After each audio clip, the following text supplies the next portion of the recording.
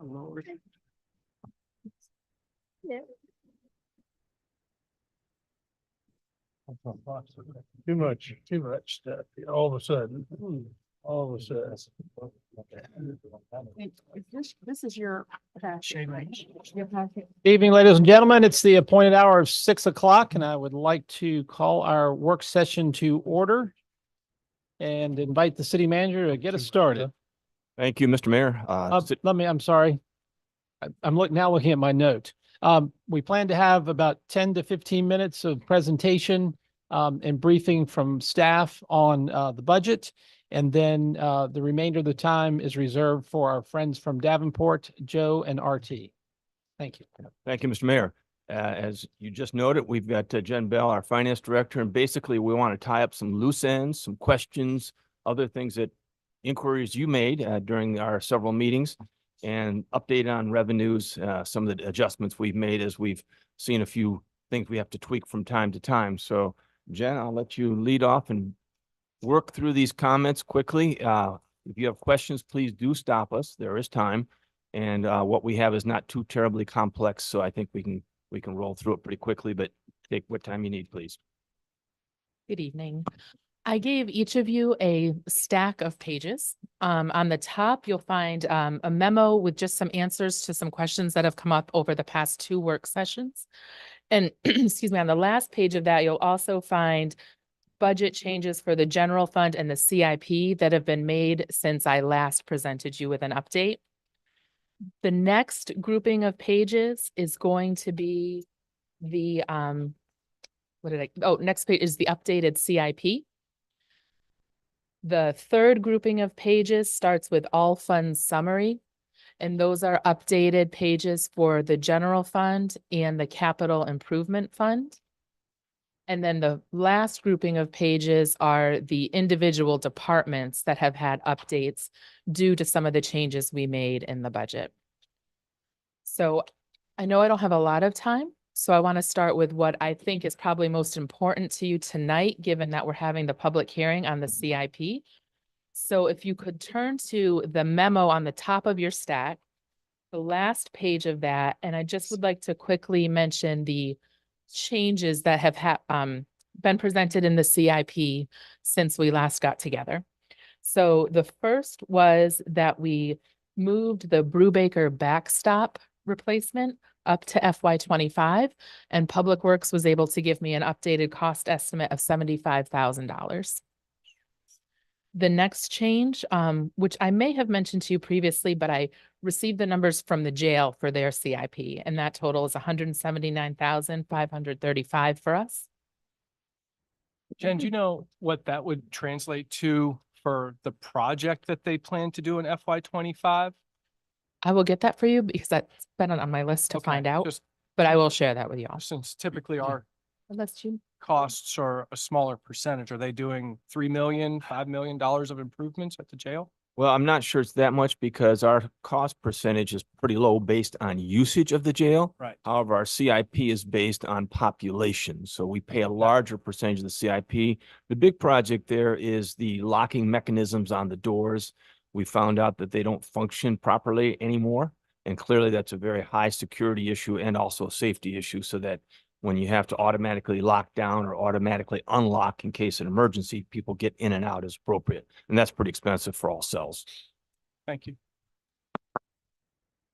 The next change that you'll see, excuse me, is the White Street drainage improvements. We originally had that scheduled for FY26. However, as we move forward with the phase 1 of the Jackson Avenue area project in FY25, it makes sense for those to dovetail with one another and to bring that up and do it sooner. Now, because the price tag on that is $780,000, we would anticipate including that in the borrowing for the utility fund project, and then just apportion it correctly between the utility fund and the general fund. Additionally, with that expense, we could potentially reimburse the general fund when the stormwater fund fee is implemented. And then the very final change on the CIP is I did decrease the anticipated funding from the general fund to the capital projects fund by just over $47,000. The reason for that is after we had our earlier budget session and we decided to be a bit more conservative on potential interest earnings, we had a delta of 140,000. Additionally, in going back and reviewing my work, when I increased what we anticipated to earn for hotel night revenue, I did not go in and update the amount that we would then be sending to the Virginia Horse Center. So I made that change as well, and that added to it $29,000. So we had $169,000 to find. In order to do that, I was able to work with Patrick and tighten up the arborist department. We removed all full-time wages there. We expect just a part-timer and then a full-timer who works in another department to just spend some of his time working on the arborist duties. That saved us approximately $18,500. Barely worth mentioning, but I did increase what we were expected to send to the jail this year by $500. The original estimate was just a little bit off. Then I also went through and we had discussed Scott Dameron, our superintendent at Public Works, how his salary had previously been allocated to several departments, when in actuality, he's paid 50% from Public Works admin and 50% from the utility fund admin. So I went through those other departments where he used to be allocated and tightened up those numbers so that we weren't double counting his salary. And that gave us a savings of $103,000. We also had salary plus fringes. We also had about $3,000 set aside for bad debt. We generally don't have bad debt. That's just where we had a little extra cash and we're setting it aside. So I brought that down to 0. And we had a remaining delta of 47,000. So that's why I reduced the contribution to the capital projects fund. I know that was a lot. I feel like I went fast. You also didn't see this memo until tonight. Would you like me to run through any of these questions, or are there any questions for me? I guess the only one, if we're gonna do this really short, was on the fair grant, if we could split it between. Yes, thank you for saying fund- that. Yes, so we do have to apply for that by April 1st. So if council would like to direct us how you would like that split, we'd be happy to move forward on it. Will we in the future change the short-term rental name to something else? Something that makes sense. Yes, I'll work on that. We also discussed, since it's so very little, just putting in general revenues. I mean, kind of Yeah. a few $100, why even put it Sure. in a separate line? Right.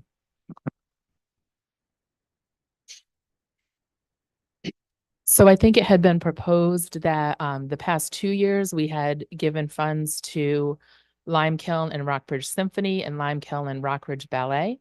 And perhaps this year it might be appropriate to do Lime Kiln and Hailstone Dance Company. That sounds good. It's good. We just need a head shake on that. Hearing no Okay. objections. Okay. We'll get that application submitted. I see on here, it says. Nick, I'm gonna ask you to lean in for anybody maybe listening to record. I Thank you. see on here that $35 is to maintain the threshold. for Right. state. Is it $35 because of the type of entity it is, or? No, it's actually $25, but historically it had been paid late and there Okay, was a fee attached to it. This year, however, and actually the past 2 years, to be fair, Arnie's department takes care of that and they have paid it on time. So it has actually only been $25. save 20 bucks. Yes, Nice. exactly. Sounds good. $10 overage in there for threshold to operate with. A lot of money.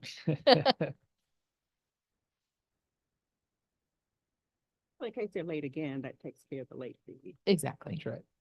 Although we don't expect it. I have a question about the backstop that was brought up and adjusted from 135 down to 75. Are you happy with that, Mr. Zuber? Yes, I appreciate city staff looking at it. I think previously the quote was received by Raro staff, asking maybe one contractor. And I think it's city staff with a better Rolodex of folks to talk to, or even looking at doing something internally. The work that city staff usually does on our facilities is A+. So I appreciate them moving it up in the CIP and the refined estimate. And this was two of them. Yes, yes. Very much appreciated. Jen, looking at this for the first time, I may be misreading, but the body worn camera update, as I'm looking at that, the bottom line shows that the amount would cover the full cost of cameras of 80,000 plus 1 year of administrative costs from the Commonwealth's Attorney Office at 30,000. Yes, Is 30,000 the number the Commonwealth's Attorney gave us? yes. Okay. And that would be an ongoing charge though, correct? It would be 30,000 per year. Does the Commonwealth's Attorney incur a cost to review the film and the audio that we already record from our cars and, I believe we microphones? are charged for that. There is time and Yes. effort involved in that, yes. Okay, And I this- figured there was, This would be an increase, and here's where he priced it. I think he really talked about a halftime position to do this work. Getting too far into the weeds. With those, are they reviewing all footage? No. The Just- way the chief explained it to me, the only footage the Commonwealth's Attorney's Office would be required to review would be footage that was going before the court. Okay.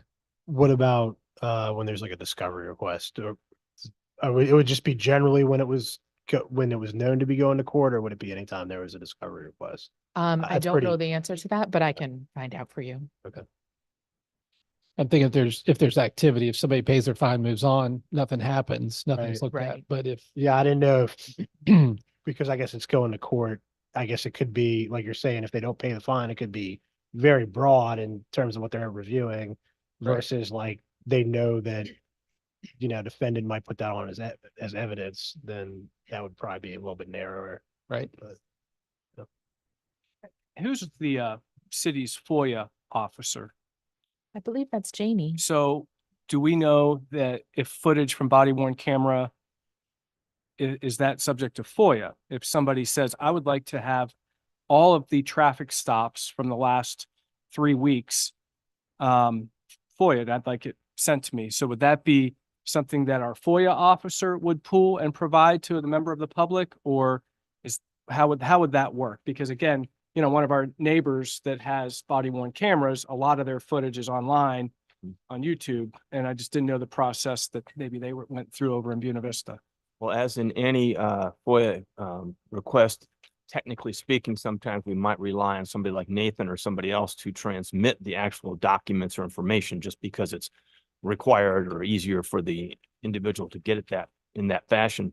The other aspect of it would be that we would certainly look at checking with our attorney, Jeremy Carroll, to be sure that some of that film, it might, maybe there's an investigation, maybe there's some other legal reason why particular excerpts of the film should not be shown.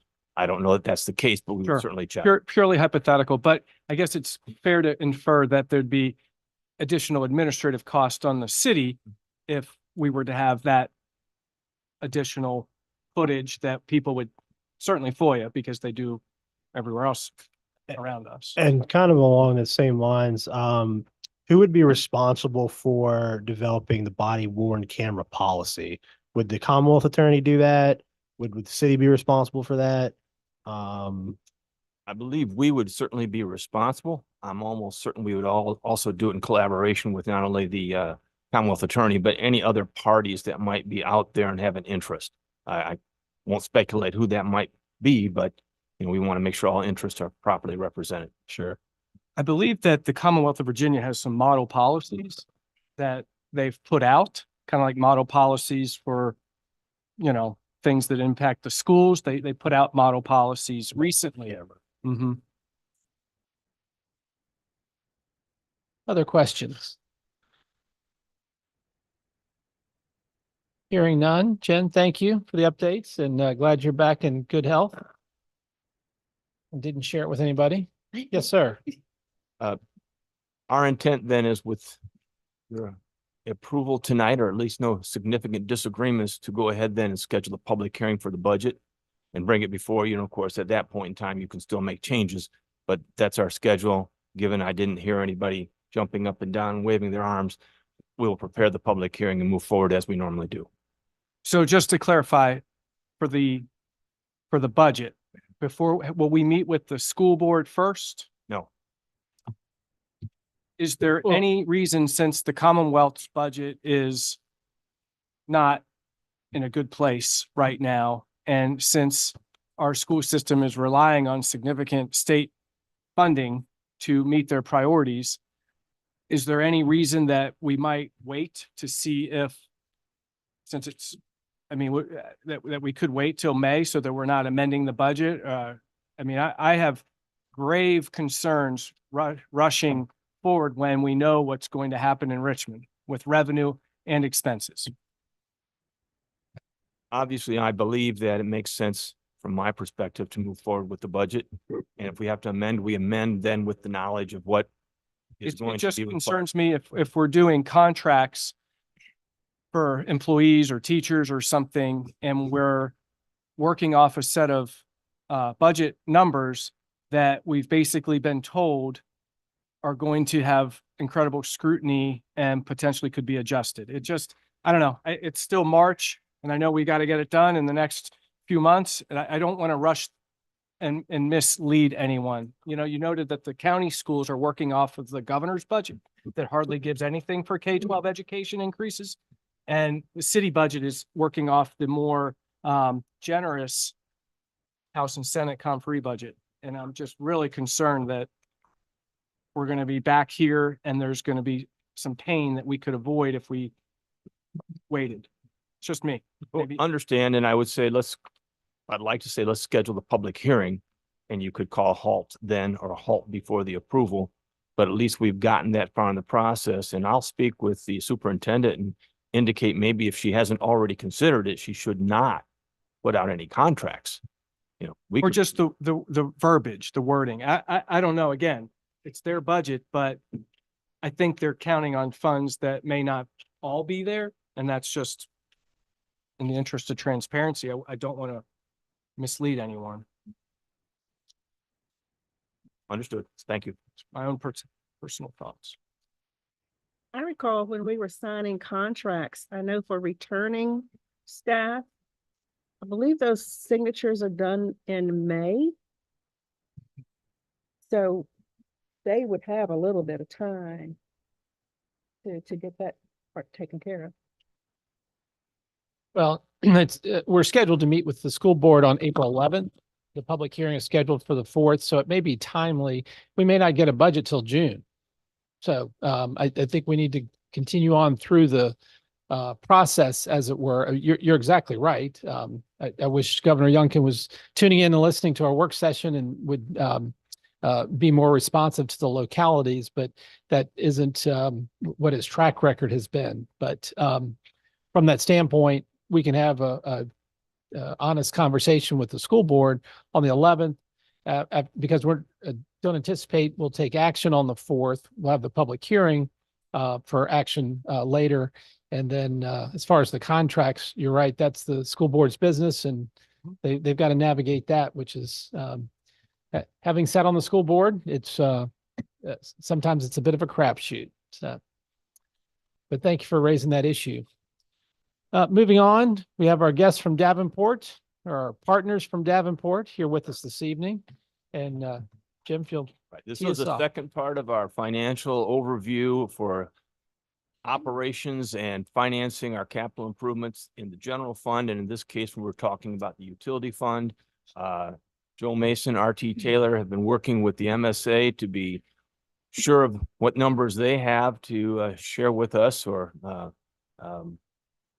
distribute to us when it comes to our opportunity to pay the debt for those projects. And so they factored all that into what you're about to see, and they've got time for questions. So please ask any questions that you might have. So RT, Joe.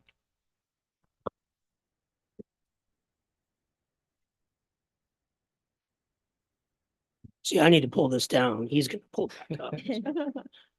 Thank you, Mr. Watts. We appreciate the kind introduction. I'm Joe Mason with Davenport and Company. I'm accompanied by my colleague R.T. Taylor. It's good to see all of you again. We've had the honor and privilege of serving for Rockbridge County for many years now, and we always enjoy these conversations. So, as was indicated tonight, we're going to be talking about your utility system.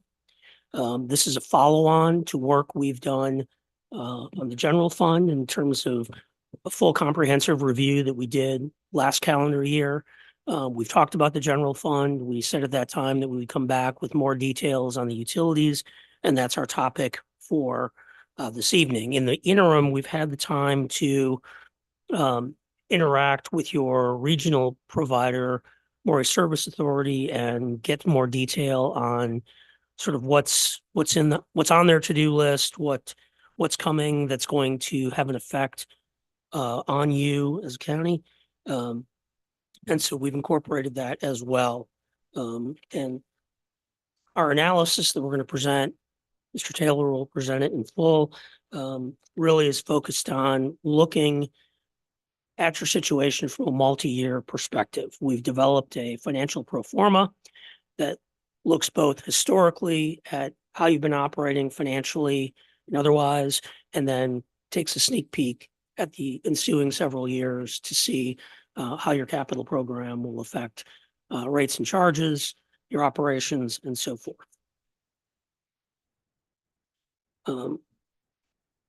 So we're going to walk through the pro forma. We're going to focus on financial ratios and best practices. That's something that we strongly believe in at Davenport for all of our clients. We like to have a dialogue with you and put in place practices and formal operating procedures that even if we're no longer in the picture, we hope that's not the case, of course, but puts you in good stead to operate in a very high functioning way in the future. So the idea is not to set it completely on autopilot, but to put those practices and procedures in place that allow you to year after year meet your marks and not have to be caught in a situation where you either have a dramatic rate increase because you haven't been keeping up, or you're in a situation that puts you in an awkward position as a board. So that's always our goal. We don't know what we know what we don't know. We know that we've got a pretty good cross-section and understanding of what MSA has coming down the pike, but plans change, and we have to be nimble and be able to react to that. But to the extent we know, in working with them, we've incorporated all of that into our analysis. And then lastly, we will talk with you this evening about sort of next steps and the timing of your capital improvement program, how we get to market with some sort of capital funding, and all the details of that, some of which we'll go over tonight, some of which are probably beyond this evening's discussion. And certainly, as was said at the outset, if there are any questions along the way, this is your time, obviously. We're here to answer any questions you may have. So thank you, and I'll turn it over to Mr. Taylor. Sure. Good evening. Thank you for having us back. I'm gonna flip, or do I just change it? Yeah, page. Okay, up or down. Okay. Oops. Bear with me. Get my sea legs on the electronics here. All right, so a little bit first about historical operations. I think the upshot to this page, won't belabor each word or bullet on here, but the city of Lexington is in good shape historically on the utility funds. Y'all have got great liquidity and good debt service coverage, and that's in large part to staying up on the revenue increases that have been necessary to grow and cover your ever-growing operating expenses. And we'll get through some of those numbers here shortly with some graphics. You do have, when we went through the grand comprehensive review last year for both the general fund and utility fund, and we then delve into the, call it the sustainable report that was specifically focused on the general fund side and your CIP on there. I want to remind you that what we did there was we definitely looked at the first or next 5 years, what you're going to have to finance on your general fund. But you'll recall, we also projected out your beyond 5-year CIP. And part of the strategy there was making a sustainable plan. We've done very much the same thing on here, projecting your revenues and what they would have to be to not only cover the next 5 years, 11 to $13 million in CIP needs. Rather, we've also included some pro forma beyond years that would project out and establish a rate plan, call it, that's more levelized over the next 10, 20 years, right, to cover that $55 to $70 million additional CIP that y'all have identified out there on the radar. There's no defined plan when those projects are going to necessarily be put into place year 10 through 20 or beyond, but we've made some assumptions. We've laid that out in a systematic way, and that's all, call it, baked into the cake here with respect to what we're going to show. Okay. This is just a quick look on this page, very summary level, not a lot of detailed numbers, even though it looks like it. I want to key in on 2 rows, lines 12 and 20. Line 12 is your debt service coverage ratio. Okay, so for every dollar of debt service, how many dollars do you have? Revenues minus your operating expenditures only, no CIP, just your operating expenses. How many dollars do we have net revenues to cover our debt service? If you go through, let's call it the state pool programs, you might have to have $1.15. Other lenders might require $1.25 net revenues for every dollar of debt service you have. For best practices and based on your historical trends, one of the things that we focused in on was what's the right minimum for us here at Lexington. And $1.50 seemed to be the right minimum level to keep us on a sustainable path forward. Okay. So that might be incorporated or updated, amended into your current financial policy guidelines, just like we did last fall with the general fund side. We amended some of those liquidity and debt policies. The similar, we would anticipate doing something similar potentially on your utility financial policy guidelines. On the row 20, your days of unrestricted cash on hand. So basically, if revenues tanked and went to 0, how many days could we cover our operating expenses, keep the payroll going, keep the water flowing and the other side of that equation flowing? And you've been in strong shape there as well. You've been above the 150 minimum that I just spoke to, $1.50 per every dollar of debt service. That's really the upshot of this page. So I'm gonna hit pause there because I've been talking. I've gotten into some numbers here real quickly, and I want to make sure everybody's following. So I just had a question sir. about the days of unrestricted cash on hand. Yes, What sir. is a good, what's like a good watermark for that? Like how, is there a certain amount of days that it's? So if you go back and look at maybe some of the GFOA guidance, which tends to specifically talk about the general fund versus the utility fund side, let's say their recommendation might be just 60 days, but really, is that right? When you look at it from the perspective of the credit markets, meaning the bond rating agencies or even VRA or other lenders, even including USDA, because make no doubt about it, we've had these conversations with USDA too, and they are required to go through a very similar credit underwriting process, just like a bank would, just like the public markets would, and just like VRA would. So as far as a minimum threshold, obviously 180 days, right? Six months worth of cash on hand is a typical, call it, benchmark, to at least make sure you got half the year to fix it. You got a little bit of rolling time.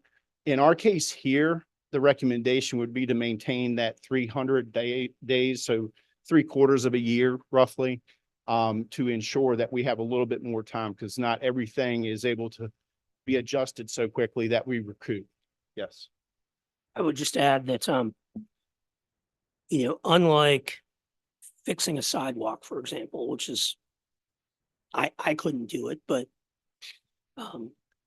it's not the most expensive repair that the city would undertake. Ripping up the sidewalk, digging a trench and repairing a service line is a much more time consuming and expensive undertaking, which argues for a greater number of days cash on hand, something more akin to the 300. When things break in the world of utilities, it's just that much more expensive. So. Sure. Thank Does you. that, Yeah. does that answer? Yeah, Okay. thank you very much. Anybody else? Okay. So just real quickly, looking at historical rates and a little, trying to give some perspective of how we compare to our peers. I think the upshot of this page on the left-hand side, your historical rates for the water bill are on the left-hand side in the chart from 2018 to 23. And you can see, obviously, 2020 stands out probably the most. That was one year where there was a significant bump up. I think that was attributable to some stuff that Maury Service Authority had going on, plus overlapping with some city stuff. If you look between the numbers, you're going to see more of a average closer to 7 to 8%. And then if you look down below compared to your peers, you're sort of in line with your peer group, okay, on the water bill. That's the chart at the bottom right-hand corner. The dark blue is Lexington at the top. The gold bars are the medians or averages. And you can see the light blue are your peers, sorted from highest to lowest. And your dark blue line is, call it in line with your peer medians and averages. The sewer bill, same information, slight tweak to that comparison is that you're slightly higher or a bit higher than your peers. Okay, but that's sort of to be expected. Sewer is sort of the problem child, if you will. Sewer tends to be more expensive, requiring more cost, which means you got to adjust your rates accordingly to cover those higher costs. Is this mainly from our INI or? My understanding is it includes not only our infrastructure, but also the MSA infrastructure would be covered in the rates. Yes, Ultimately. that's right. Ultimately, Yeah. you're covering what your wholesaler has to do to get you service, and then additionally what you own as the city itself and your Right. infrastructure and your delivery Mhm. of Gotcha. those services. And we partly look high now because of all the work we've been doing. Is that? Well, that and over I would say it's an accumulation of the past several years getting up to speed on your revenues to be able to cover some of the stuff you're going through now. Is that Gotcha. fair? Yes, Yeah, hopefully we're in better shape to right. invest in our system, yeah. But it also Absolutely. might show a scary, unsustainable growth rate in our rates. And when we're just growing at an incredible clip at our annual increases. Understood. And we're going to get to that in Yeah. just a minute. Okay. We're actually going to provide you, after we bake everything in, we're going to come back and revisit what your rates will look like over time on an individual water, individual sewer, and in an aggregate basis. So that'll be toward the end. Okay. All right. Real quickly, I've already sort of talked about this, but this is just a picture historically of how your liquidity works or looks. That gold dotted line is that 300 days level, Mr. Betts, that we were talking about a minute ago. So you can see historically, we're not setting a policy or proposing a policy that we would be missing the mark on already. That's something that we're already sort of, call it, internally managing to. Whether it's identified as 300 days or not, we are performing above that level and in good shape. And this is also, just to point it out, on the left-hand side, you see the dollars. So the dark blue is your actual unrestricted cash and investments. That's the dollar level you have on hand. The light blue line is on a percentage basis, or excuse me, not numerical basis for the number of days. So tracking the light blue line is the number of days cash on hand you've had historically. This is just a quick look at your debt profile. It's fairly flat, just like most utility systems. You set your debt, you know what it is. You're going to cover that on a fixed basis, and said another way, you're not having to grow your revenues to cover your debt service. That's a fixed cost, if you will. On this page, again, going back to one of those key benchmarks that we want to manage above, we want to have $1.50 for every dollar of debt service we have. We had really strong coverage in 2018. Again, I believe that was due to some rates, but also because over the next several years, we knew we were going to need more dollars to be able to stay above that, call that minimum level of $1.50. Okay, so we've historically met that $1.50 or better. Now, just to hit pause on this. So that's historically what the cities look like. Again, financially, the utility system is in great shape. And we're going to now talk through sort of high level, the work we've done or how that impacts from Maury is going to pass through and flow through to the city's pro forma. This page right here, want to give you a big picture of the work that came out of the Maury Service Authority's analysis, and then not just getting passed through to the city, but wanted to show you the increases associated with the Maury plan, how that gets allocated between the Rockbridge County Public Service Authority as well as to the city. And then we're going to isolate the cash flow impact to the city, which is going to incorporate both operating and capital planning. Okay. So here on this page at the top in the blue section, we've got the operating revenues and what the water sales numbers for both Lexington, Rockbridge PSA, and the total water sales will have to be in order to do a sustainable operating and capital plan on the Maury side. So the highlighted row 3 is showing you the cash flow impact that's going to get passed through to, in total, what's going to get passed through to city of Lexington. Okay. And you can see how that grows over time at roughly, call it 8%, 7.9 is shown there on line 8. Similarly, same methodology down below in the green section is the sewer sales for both the city, the PSA, and in total for Maury Service Authority. And we're simply highlighting yellow there so you know what's going to get passed through into the pro forma for the city.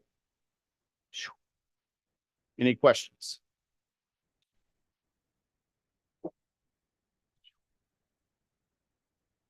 These are not incremental dollars. This one, I want to be clear. Lines 3 on the water and lines 3 on the sewer. You're currently paying the 2 million, or the 1.1 million in 22, and 23 is 1.3.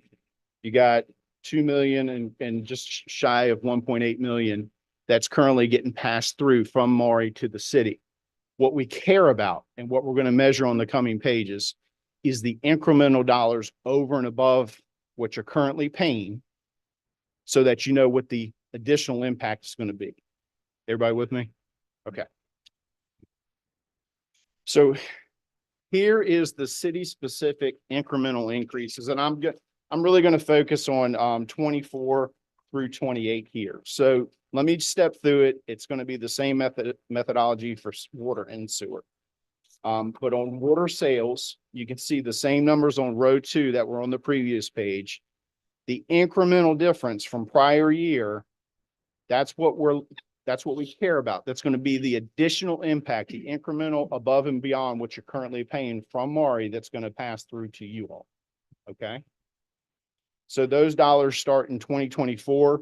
You can expect an increase of about $96,000. Okay. The next year, roughly 94,000. Another incremental over and above that of 104,775. So we're laying out just the incremental there. And it's going to get folded into the pro forma so you can see the cumulative impact over time. Okay. Same thing for line 7 for sewer, and then the total incremental impact is on line 9.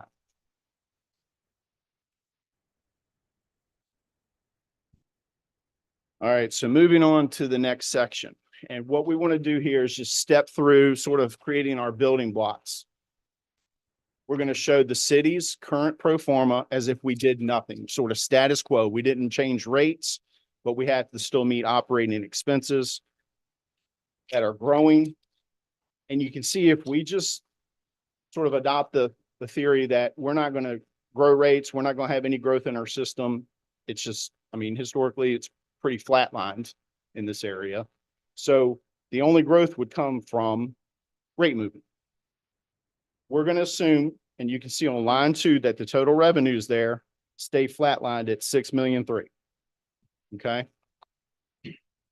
So with that assumption, we still got debt service down on row 11 that we got to cover. And with no growth, excuse me, I skipped right over the most important thing I was getting to. Operating expenses on line 4. You can see those are growing based on some, call it 2 to 3% assumptions based on CPI, what we've seen historically on your expenditure side. So even with no revenue growth, we're still growing expenditures. And you can see that your net revenues available to pay debt service starts declining over time. From on row 6, 2023, 1.6 million down to just under $900,000 by 29. So not doing anything would erode your good financial position. And it's really highlighted on line 12, where you can see your debt service coverage ratio dips below that 1.5 times coverage. Yes, sir, Mr. Smith. Where did the 2% growth in expense, 2% increases in expense come from? How was that number? Looking back through your numbers over the past several years and trying to sort of measure that versus the CPI, which historically has been 3. So it's a blended approach of looking at your historical expenditures and how they've been growing. And you've got some bumps coming up too and trying to make sure we have some level of assumption that tracks pretty well or close to what historical CPI has been. Okay. So it's a blended approach. We can adjust any of these assumptions. If y'all have a different read and you want to say, well, let's bump that up to 3%, we're happy to do it. To me, it's a little too conservative. 2%. 2% is too conservative. So you're thinking it should be down to 1%. I mean, no, I'm just asking. I think operating expenditures would increase more than 2%. Oh, so it's too light. Yes. Gotcha. Yes, sir. No, I just want to make sure I understood. But You think it should be closer to 3%? it would help me sleep at night a little better. Okay. Well, we can certainly do that. We can update it. On the revenue though, you have 0% growth from 25 through That's right. 29. Right. Again, we want to show what the financial picture is in this base case. If we didn't do anything, if somebody was inclined to say, we're not going to do anything on our rates this year, you would still start eroding over time because your expenses, whether you like it or not, are going to keep growing at some level. Yes, sir. I agree with you. We've got the pro forma broken down in pretty good detail. We might have 2% for many of them, but I believe we have 3% for others. Again, it's a blended approach for the assumptions. Yes, sir. Because again, that's in total. That could be taking into account, compensation increases, right? That's all part of the expenditures that we would be absorbing in our utility fund or out of revenues, right? Yes, sir. So, because sometimes we'll buy a mini excavator and, 80,000 will be funded by the general fund and 80,000 by the utility fund. And in 10 years, that 160,000 mini excavator will be $200,000. And I mean, things, okay. But I mean, it's everything that we use to operate our utilities in the city. Okay. I see what you're saying. I mean, 2% seems low, but I trust if they're doing this for numerous cities and counties and Yes, thank you. All right. So with that said, we're going to run a scenario for you that shows what happens when we take this same pro forma, again, with no revenue growth and our expenditure growing. We still have good liquidity at the bottom of this page, but we start dipping below the 150 benchmark. So we know it's eroding. What happens when we drop in the MSA impact? It erodes that much more quickly. Okay, you see the red line on 12? So doing nothing on your revenues and rates is not really an option, right? We can see that right away. Okay. Well, I just want to make sure we sort of step through this methodically. Yes, sir. When you say do nothing, I'm mindful that when we did the roadmap for our infrastructure future, we had built in 3% annual increases. Mhm. Is this taken into account that we would continue that journey, or? 3% annual increases on our revenues. Mhm. We're getting there. Okay. We're going to show you what it had. Taking this picture right here now. Right. We've already looked at status quo, no revenue growth, just the city. Now we're looking at status quo, no revenue growth, plus the Maury impact. Okay. Now we're going to show what the rate increases, revenue increases would have to be to cover just the Maury Service Authority impact. Okay. Can I ask one more question? Yes, Because sir. I'm slow. Just to confirm, this is taking on the city's debt service for projects, you know, and funding it out of operating revenues. And of course, now you've dropped in the MSA. I understand that. That's helpful. That was helpful. Are we acknowledging that we've invested in as part of our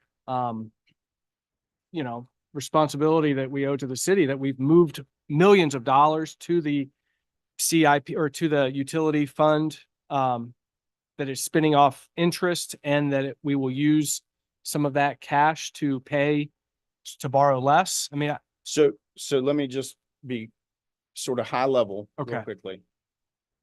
From our perspective, you don't count on interest, right? okay.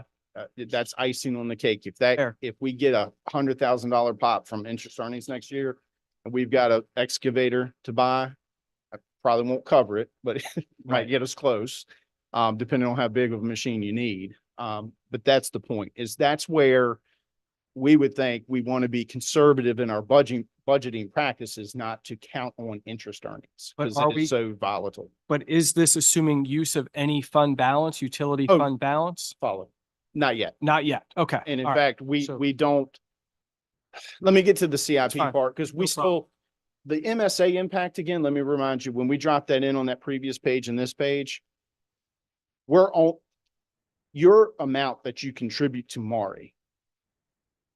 It gets passed through to you. It's one line item. It's in your operating expenditures, but it covers both the operating impact and the capital impact of Maury. Does that make sense? Yes, yes. Your CIP is below the line, where your capital projects, we're going to start dropping that in, call it below the line on line 15 and below. Okay. Okay. Thank you. Yes, sir. So let me move on to the next page and hit pause on the pro forma. And let's talk through the CIP. This is a very high level CIP for the water fund. We're projecting about, call it $12.7 million in projects over the next 5 years. For the wastewater, we've got substantially less than that projected, but all totaled for the next 5 years, we've got about $13 million in projects.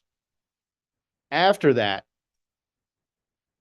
to be defined, to be further defined in time, we've got about $75.6 million in additional projects that are identified but not prioritized or phased in over time. So we took call it general assumption here and assumed that beyond period might stretch 20 years. You follow? So we might be, 70, 75, 76 million divided by 20 years, get you what? $3.74 million per year. And not say we're going to borrow to pay for it every year. We want to consolidate and do combined financings to be more strategic and save on financing costs. We're very mindful of that. So there might be some staging of financings along the way in the beyond periods.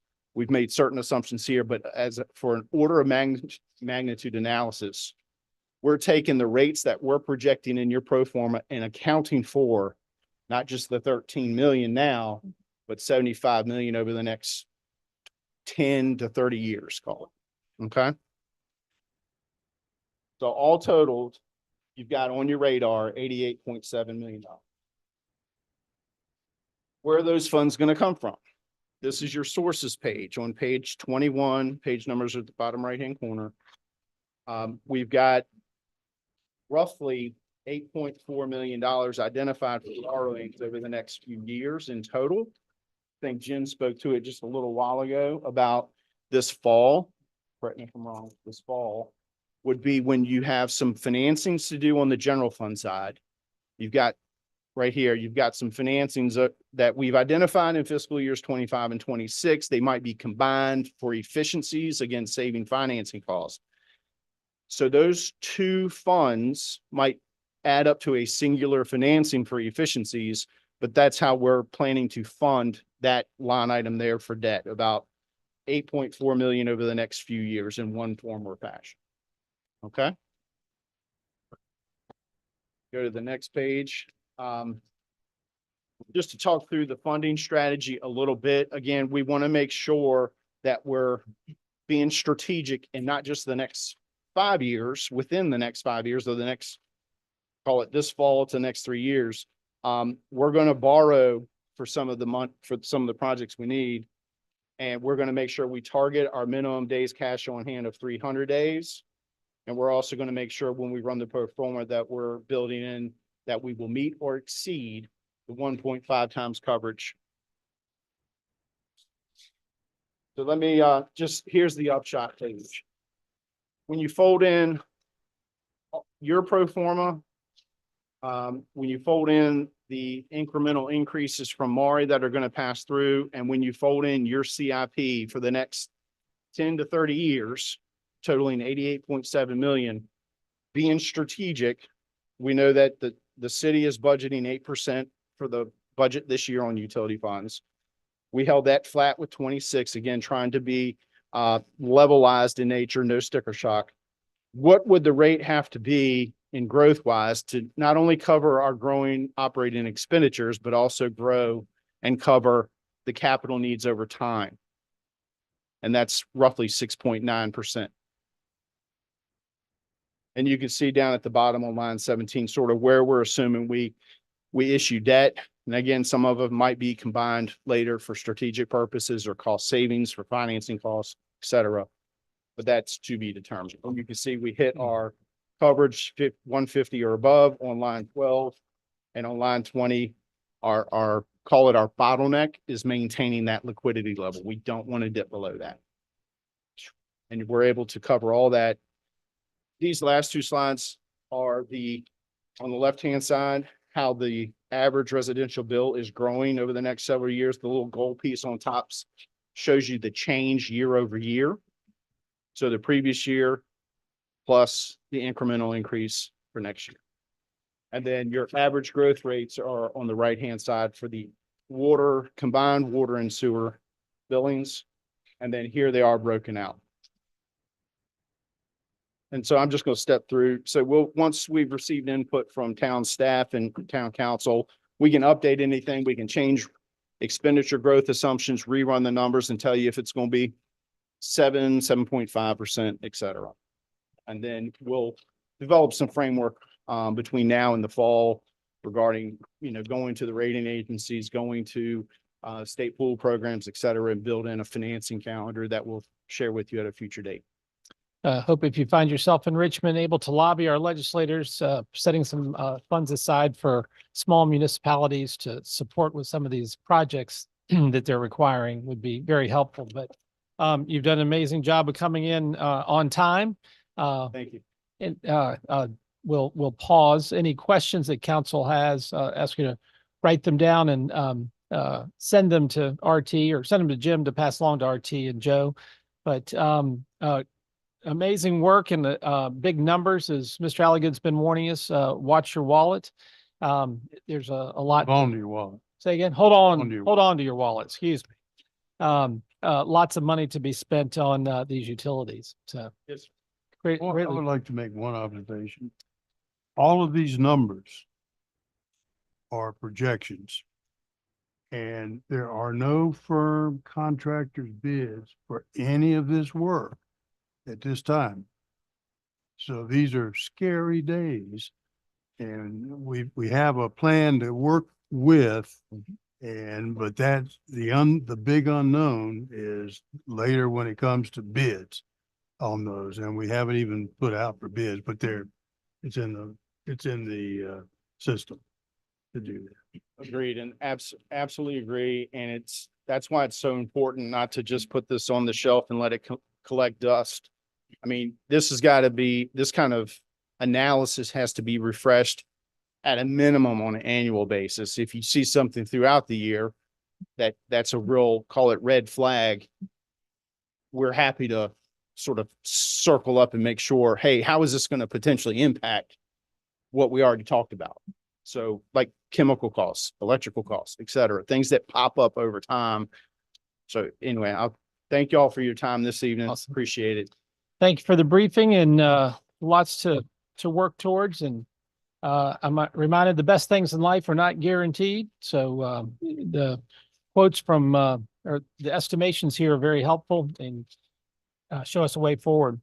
We will conclude this work session. Now it's 6:56 and we'll kick off in about 4 minutes. What's that? Minimum one. $40, Yeah, 46, it's 40. 40 something.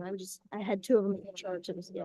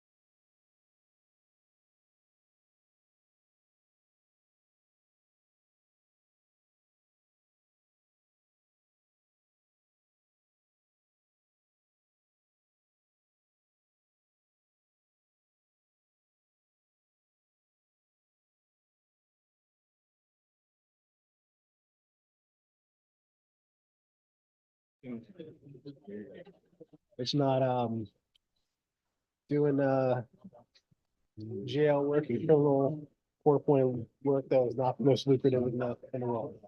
But it pays though, and saving time.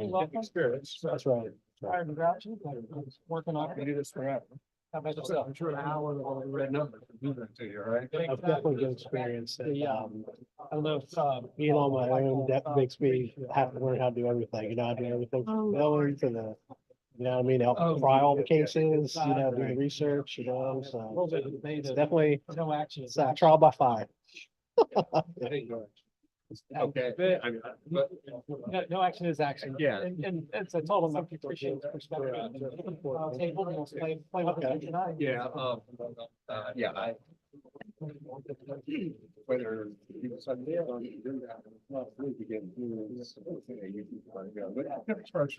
There are a lot of things I do that he probably goes.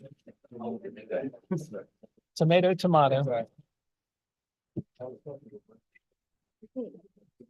Main Street, I forgot Main Street is off of the nice. Yeah. Like, how much money do we lose on that? Not asking you to like it, just want you to understand it. 500,000, 7. I feel like I'm sitting in the dark. Main Street. Plus we did all that. We did tons of Main Street. We avoided paying. Bigger numbers. Those houses that. Three people for the airport. Oh, I thought that was. None of them were qualified. We ended up selling all the. That was why that came on council. Good evening, ladies and gentlemen. Welcome to the March 21st edition of the Lexington City Council. I greatly appreciate you all being here. And excited to see so many smiling faces. Before I call the meeting to order, I would like to brief statement, guidelines for addressing City Council. We ask that you sign up, and we have sign-up sheets over here if it's for the public hearing or just for the general public discussion. And you will be recognized during those times in the meeting. During the agenda item, I ask that the following guidelines be followed. Ask that you please stand at the podium. For the record, please state your name and if you are a resident of Lexington, Virginia. If you want to be contacted afterwards, please provide the contact information to our clerk, Janie Hostetter. We ask that you make your comments to the council as a whole and not to the entire room, but to council. We ask that you be brief, state your position, and provide facts. Provide written statements and or supporting materials to the clerk for distribution to the council and city manager. Debate is prohibited, and we ask that you speak clearly as we want to hear what you have to say. Council will try to hear everyone who wishes to speak on a subject, and discussion will be limited to 3 minutes per individual. Time cannot be transferred to another speaker. If you represent a group, you may wish to identify the other members in your group who are in attendance, and you are limited to 5 minutes. I remind us all that the meetings of the Lexington City Council are formal proceedings and are recorded. And with that, I would like to call the meeting to order. And the first item of business, if you all will please stand and join me in the Pledge of Allegiance. I pledge allegiance to the flag of the United States of America and to the republic for which it stands, one nation, under God, indivisible, with liberty and justice for all. Thank you all very much. Next item on the agenda is consideration of the agenda. I'm not aware of any changes or modifications unless there's an objection from council. We will approve the agenda as presented. It is approved. The next item, I want to offer a proclamation recognizing April 2 through 8 as International Dark Sky Week. A former Lexingtonian, Eileen Craigie, who now lives in Northern Virginia, contacted and is very excited about the Natural Bridge State Park's efforts for their dark sky designation, and asked for this proclamation, and we will provide a copy to her after it is read into the record. But recognizing April 2 through 8, 2024 as International Dark Sky Week. Whereas the aesthetic beauty and wonder of a natural night sky is a shared heritage of all humankind. And whereas the experience of standing beneath a starry night sky inspires feelings of wonder and awe and encourages a growing interest in science and nature, especially among young people and out-of-area visitors within the local communities. And whereas light pollution has scientifically established economic and environmental consequences, which result in significant impacts to the ecology and human health of all communities. And whereas 80% of the world's population, including many people in Lexington, live under a dome of light pollution, excessive artificial lighting at night that disrupts natural darkness, and may never experience the visual wonder or ecological and health benefits of living under a dark sky. And whereas light pollution represents a waste of natural resources amounting to roughly $3 billion per year of wasted energy in the United States and contributes to diminished energy security. And whereas the Natural Bridge State Park was designated as Virginia's 5th International Dark Sky Park in April 2021, and Natural Bridge State Park strives to protect all natural resources through good stewardship and environmental education. And whereas the International Dark Sky Association is the globally recognized authority on light pollution and has created International Dark Sky Week to raise awareness of light pollution and provide free education, resources, and solutions to the public to encourage the protection of and enjoyment of dark skies and responsible outdoor lighting. Now, therefore, we, the mayor and the Lexington City Council, formally declare April 2 through April 8, 2024 as International Dark Sky Week in Lexington, Virginia, and we demonstrate the community support as local government officials to protect the night sky. This proclamation demonstrates our support for Natural Bridge State Park's efforts to obtain silver tier dark sky park recognition by the International Dark Sky Association. Be it further resolved, the city of Lexington will support whenever possible the protection of the night sky of Natural Bridge State Park and the community in which we serve. Adopted this 21st day of March, 2024. So I thank Eileen for bringing that to our attention. I encourage you all to go visit our neighbors at the Natural Bridge State Park and enjoy the outdoor beauty on an especially dark night in the not too distant future. The next item on our agenda, presentation from Main Street, Lexington. I'd like to invite Rebecca Logan and her band of merry folks. Welcome. Thank you. While she's getting the Rebecca Logan, my address is Buena Vista. I live in the county with a Buena Vista address. Thank you. Mayor Friedman, Vice Mayor Alexander, council members, thank you so much. Good evening for allowing us to present our update to you for the year 2023. We're really happy to be here. I'm not sure where I'm going to put this, but so as you know, we celebrated our 10th anniversary last October. And I want to do a quick recap. I will promise you this will be quick because it's really hard to remember what town looked like back in 2014. We had 17 empty storefronts. This is Nelson Street, Main Street, Washington Street. What did we do to fill these empty storefronts? We put in art installations, holiday displays. We showcased area artists. We believe that this, we filled a few storefronts slowly, and then this momentum captured the attention of some private investors.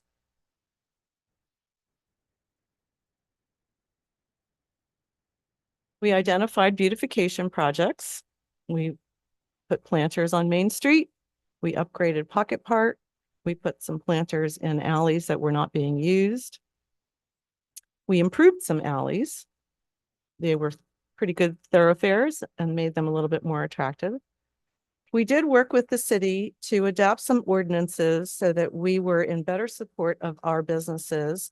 And hang on, I've gotten ahead of my notes. And promote their businesses. So planters now and signboards are permissible on the sidewalks. They were not. In 2018, we had Launch Lex, which was a basically a homegrown Shark Tank series over 3 months. 4 businesses were funded, but 7 businesses were created, and those 7 businesses filled 7 empty storefronts. During the pandemic, we were able to distribute quite a bit of money. Once this started, we worked with the Community Foundation, and we put our fundraising. We were just about to do our Rock the Bridge. We turned it into a concert, And all the money that we made, we put into a fund that the foundation created. That money was distributed, $22,000 of that money specifically came to us to distribute to our businesses. You all were very generous, giving us 20% of your CARES money. And in 2 rounds, we distributed $257,000. We had some money left over. We created a grant.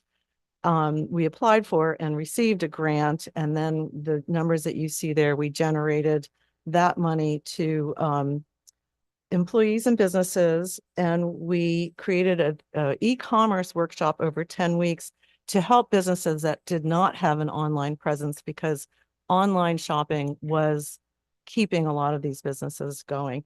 And by the way, we didn't lose one business that entire time. So I think this was a big community effort and it was very successful.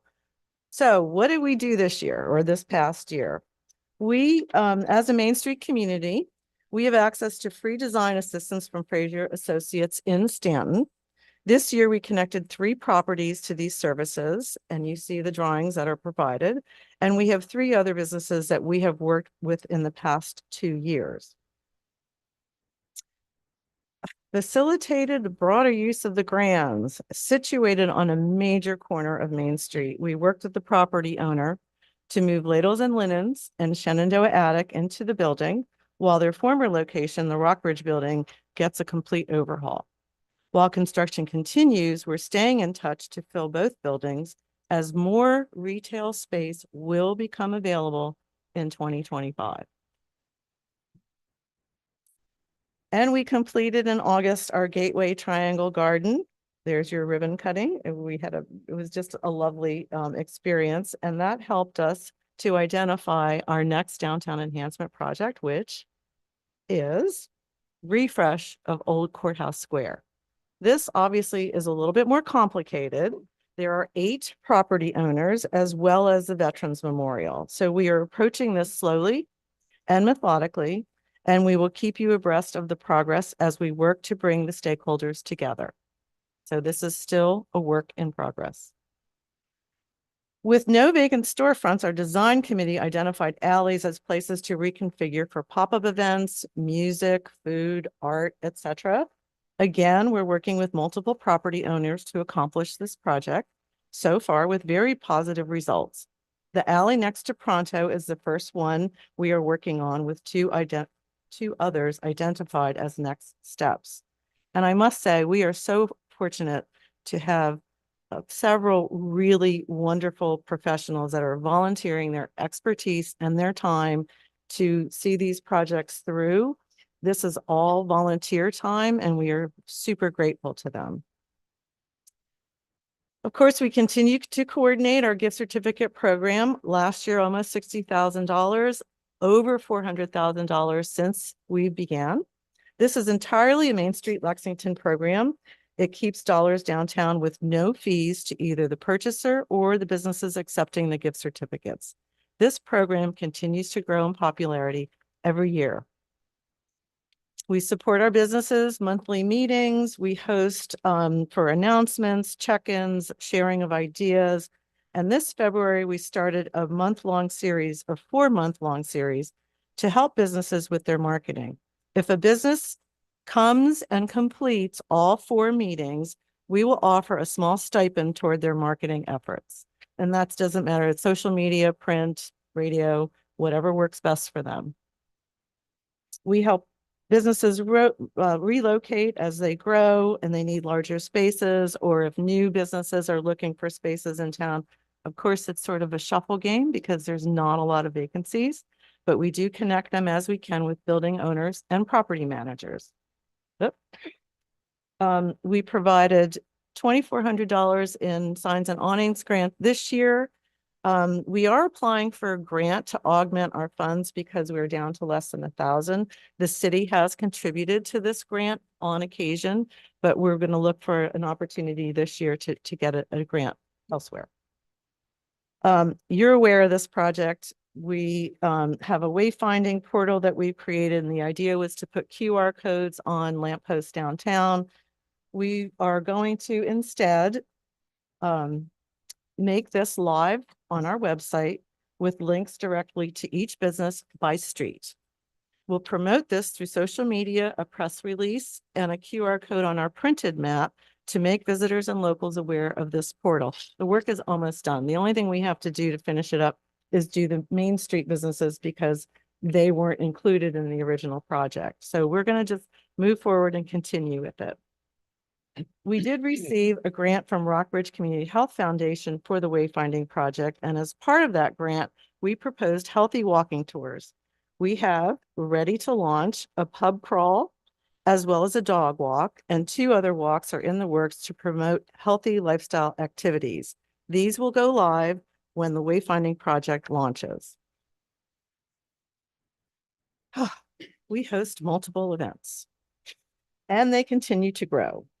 Year after year, it takes more resources to host these events as attendance increases.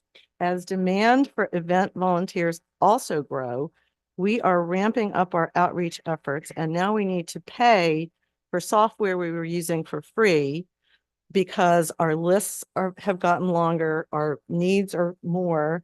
And so not only are the events costing us, but the way to facilitate and, get everything off the ground, that's costing us too. But we continue to do this because we feel that these are a huge asset to our community. We've added 3 new events during the holiday season because everything we did was over that first weekend. So now we're doing an extra 2 weekends. Our open late night with Dickens Carolers is usually going to be the second weekend of the holiday season. And then just before Christmas, our church open house, where we offer tours. The churches actually do the work, but we help facilitate the tours of 7 historic churches on Main Street. For Small Business Saturday last year, we invited the Grinch to come downtown and make some mischief. So when you add all these up, we're up to 13 events for the year, plus our Love Lex Lotto. Oh, sorry, I didn't advance your slide. There's our Grinch. Just yesterday, we hosted a directors retreat for area Main Street directors, 34 in attendance. They loved being in town. They were very complimentary of Lexington. Thank you, Mayor Friedman, for welcoming the group to Lexington. And finally, we continue to do our work, and we believe that for your investment, we provide the city with these: event coordinator, economic development team, a beautification department, a liaison for business communication, and as a 501c3 organization, we are able to distribute grant funding. Of course, we do have help through our great working relationships with the Public Works, Lexington Police Department, and Fire Department. And we also work closely with our partner organizations, the Chamber, Tourism, and the Community Foundation. So I have to say several times, I've not made this up, we continue to hear comments such as, is this city real? It looks like a Hallmark movie set. Well, we agree. Our downtown looks like a Hallmark movie. We continue to support existing investors, and we feel that our efforts have attracted more investments in the community. Thank you. Wow. Thank you, Rebecca. Members of council have questions. While you all are thinking, couple of observations. One, when you were doing the 10-year retrospect, I remember during COVID, one of the things that was really tenuous was our restaurant businesses and being able to, they had to close. But they, for the most part, said, please don't shut down the street and have a big, everybody in. Just make it easy for us our customers come and park and pick up and do essentially drive-through business. But that element of collaboration amongst all the restaurant owners that was facilitated by Main Street Lexington was terrific, and I remember that vividly. Thank you. Remind us all remember of seems like a lifetime ago, but it was just a couple years ago. And then the other piece that I wanted to remind folks, a big thank you to your board, which is all volunteer, and to the multiple volunteers. There are lots of little helpful elves that make different projects go very, very smoothly, including Skip Hess for the past 30 or so years. And if you haven't figured out what to do for Mother's Day or Father's Day, gift cards, downtown gift cards make a wonderful present. So Thank you. members of council have questions. You mentioned there might be some storefronts coming available in 2025. Do you know about how many? I know that the two in Rockbridge, the Rockbridge building will remain retail storefronts. And there are plans to add approximately 2 more, probably maybe 3 in the Grands building, because he's going to take advantage of the Washington Street side. And then on the others, there's one window if you drive by that is a display window that we put businesses in there for just short term. So that might be another section for a retail, but it is a work in progress. Terrific. But we're excited that there's still going to be plenty more retail. We need it. Stay tuned. And if you need space, call Rebecca. Very Thank good. you all. Thank Appreciate you. it. Thank you for being with us, and thank you for the good work of Main Street these many years.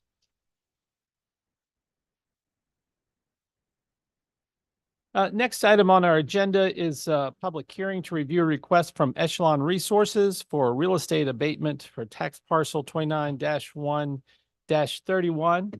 And but before I call on folks, just want to notate or share a little bit of history / perspective in no particular order. Mr. Gaskins had intended to be here tonight, but due to some unforeseen circumstances, is not here in person, but will be in attendance in our future meeting.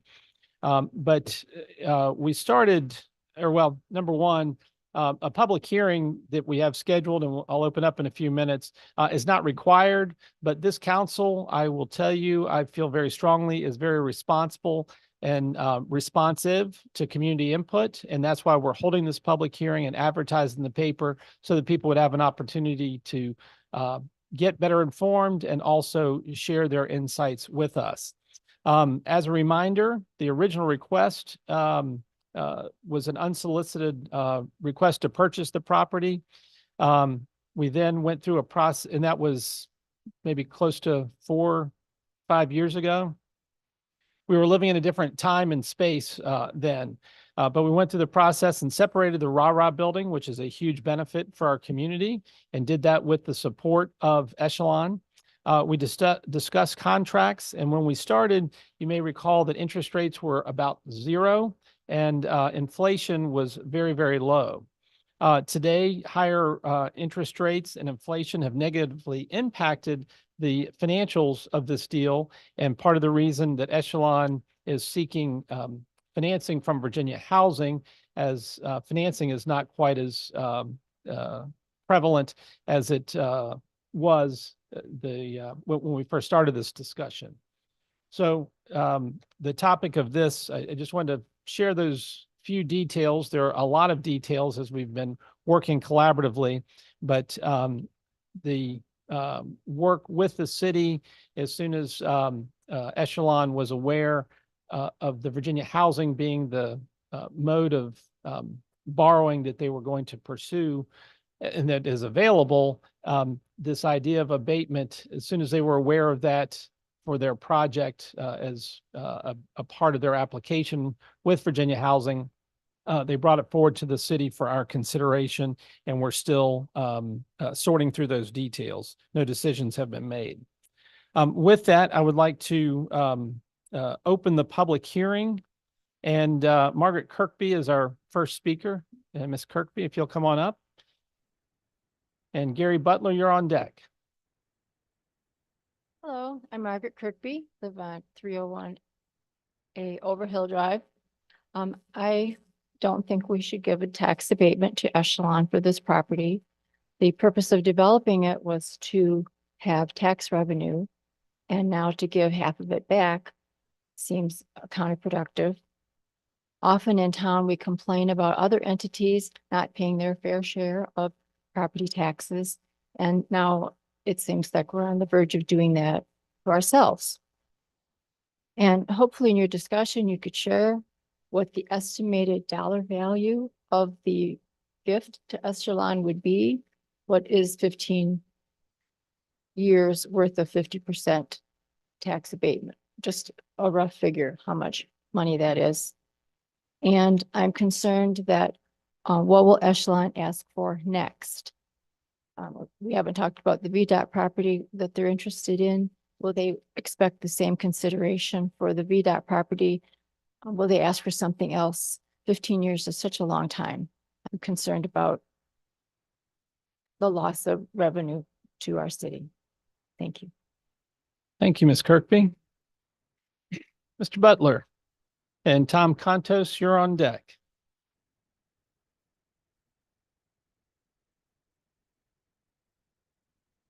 Hello, my name is Gary Butler. I live at 106 East Street.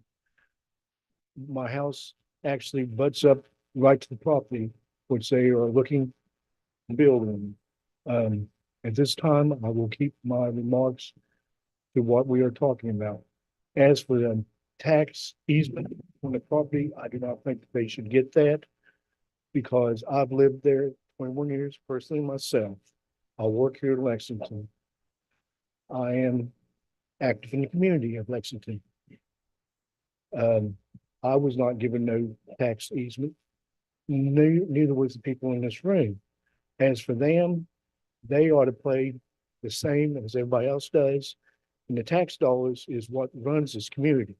If you give them that, you'll be actually, the reason for this was actually to raise money for the community. And you would be giving it way to them. Thank you very much. Thank you, Mr. Butler. Mr. Contos and Dr. Ramey, you're on deck. And after our last speaker, I will open the floor to see if there's anyone else who would like to speak to this matter. Tom Contos, 301 McLaughlin Street. I do believe that, the city really needs workforce housing. And so I'm really glad to see that that this idea of working with Virginia Housing is on the table. And I'd be glad to see the project as it's been planned be realized. I want to make sure that everybody understands that this is workforce housing, the workforce 2080 plan, and they have also 4060 and 100.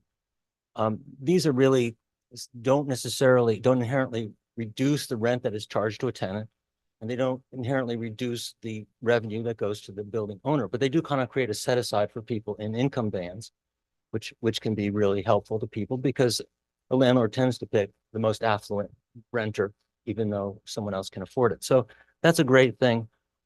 But I don't see necessarily the connection with the tax credits, and maybe they're both justified, but I don't see how they relate because, again, the workforce plan doesn't require city participation. It's not part of their application. That's an independent thing. You can go to them and say, I'm going to rent all of my units to people earning $115,000, and when they move in, and you can get a 6.5% whatever construction loan or permanent loan from them. It's the Commonwealth's way of supporting housing. So now it's not uncommon in real estate for deals to get restructured as we're looking at here because interest rates have gone up, although historically they're pretty reasonable now.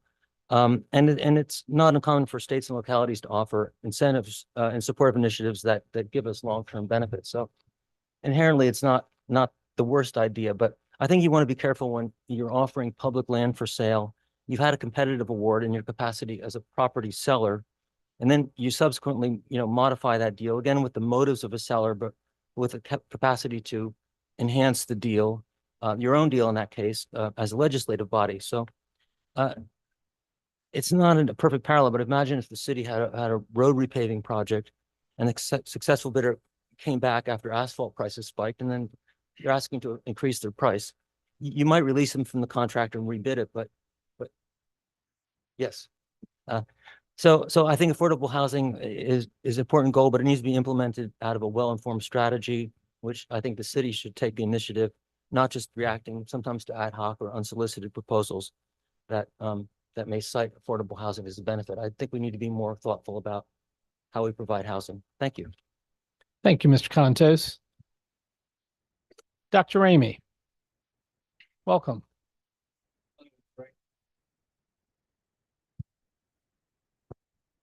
All right, Patrick Ramey, 110 White Street. So I'm sure that you, like me, are frustrated and annoyed by the continued failure of Spotswood to be developed and the sudden nature of this tax abatement request. It's understandable, therefore, that your initial reaction would be to do as the city manager recommends and grant the abatement so that construction may begin and you can just be done with all this. But doing so, however, would require you to subsidize Echelon's profits on this project using our tax dollars, accepting a reduced return on the development of the property. Approval means taking a big hit to anticipated revenues that would go to pay for our community's roads, pipes, emergency services, and schools.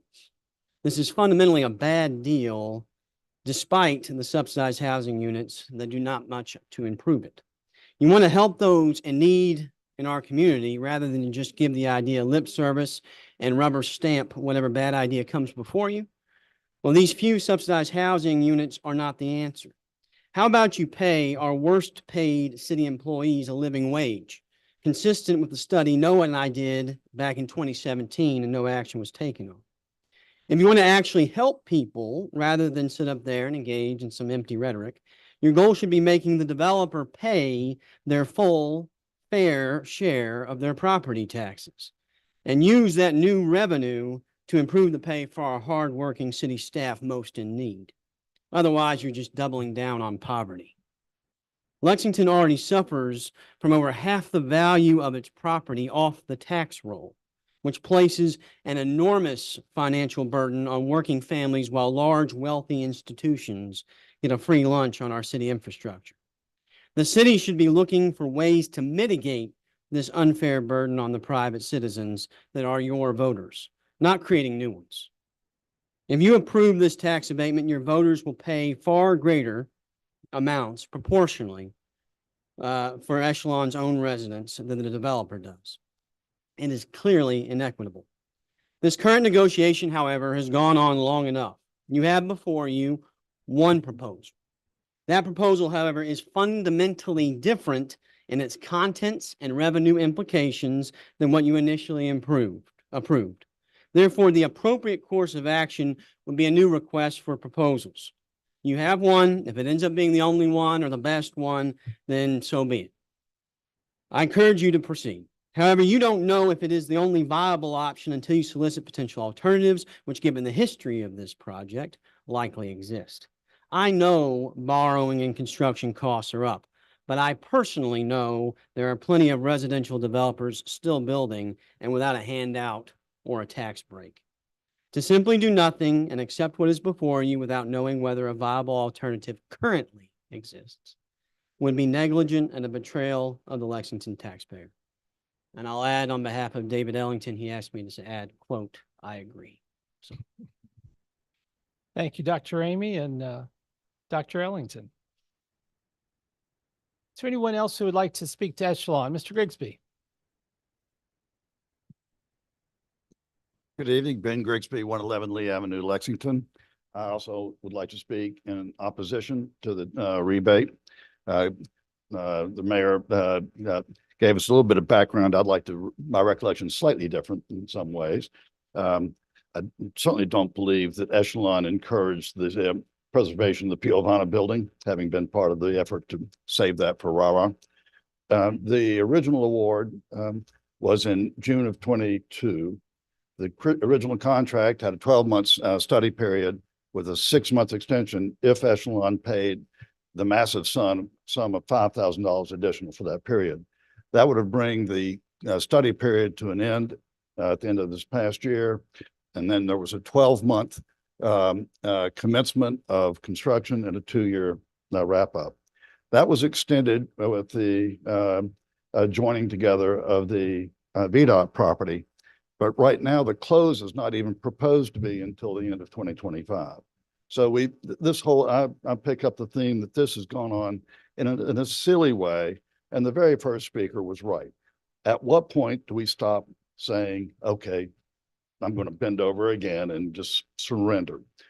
The economics of this, with 20% of the housing going to a lower level of rent. Hypothetically, if you've got 80% of the properties at 100% of a market rate, which is always what Echelon said these were market rate properties, and you have that, the revenue shortfall that he's claiming is really detrimental is 10% of the revenue.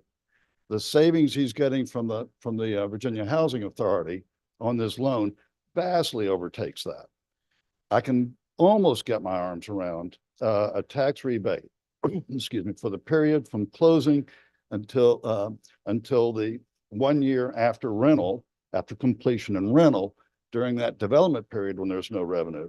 I wouldn't throw my toys out of the pram on that. But otherwise, this is crazy. Y'all have to put a stop to it.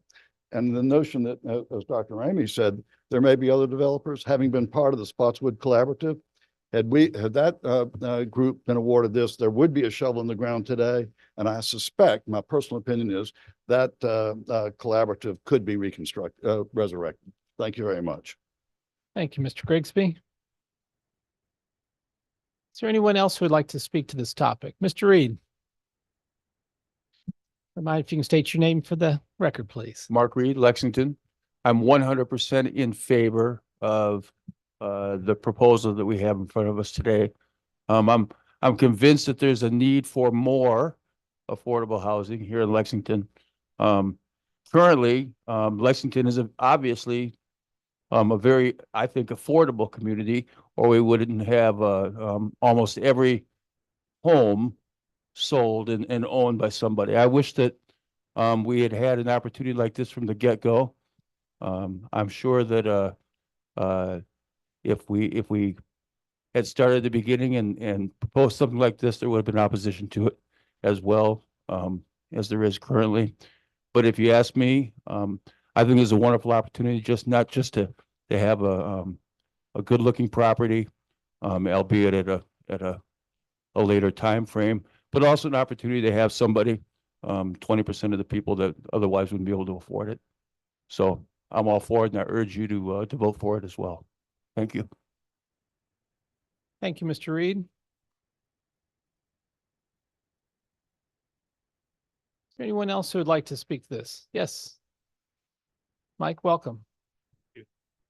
My name is Mike Lowry. I live in Lexington. I would like to kind of challenge the idea of giving a tax abatement to this company. I think you were honest with them what the taxes would be from the start, but you're now saying they get a tax break, but the rest of the city doesn't.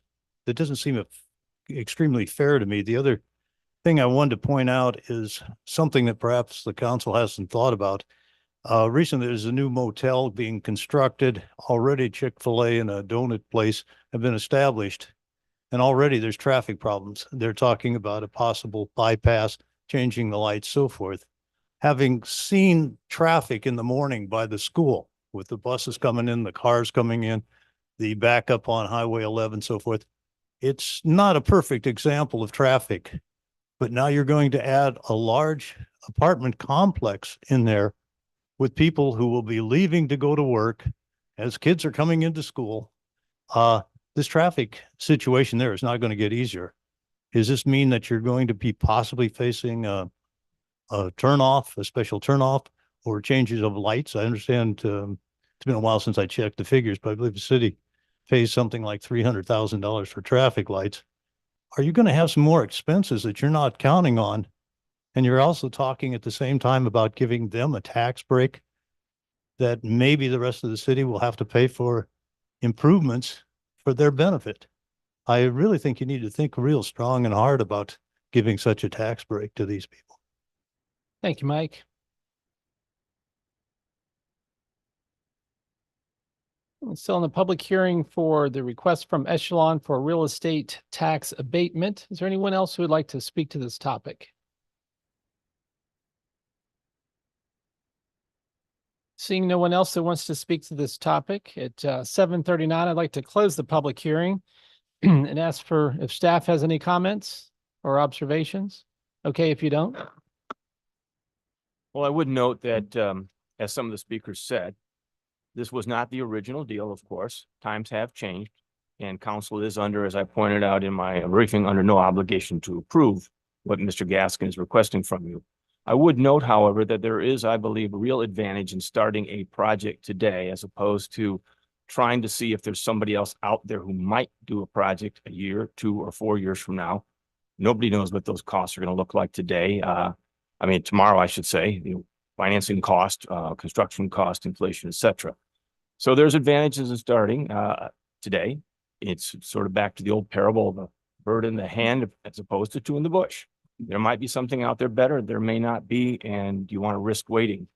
As some individuals have indicated, if you look at some of the priorities that you've had for 5 years, housing has been one of the top priorities.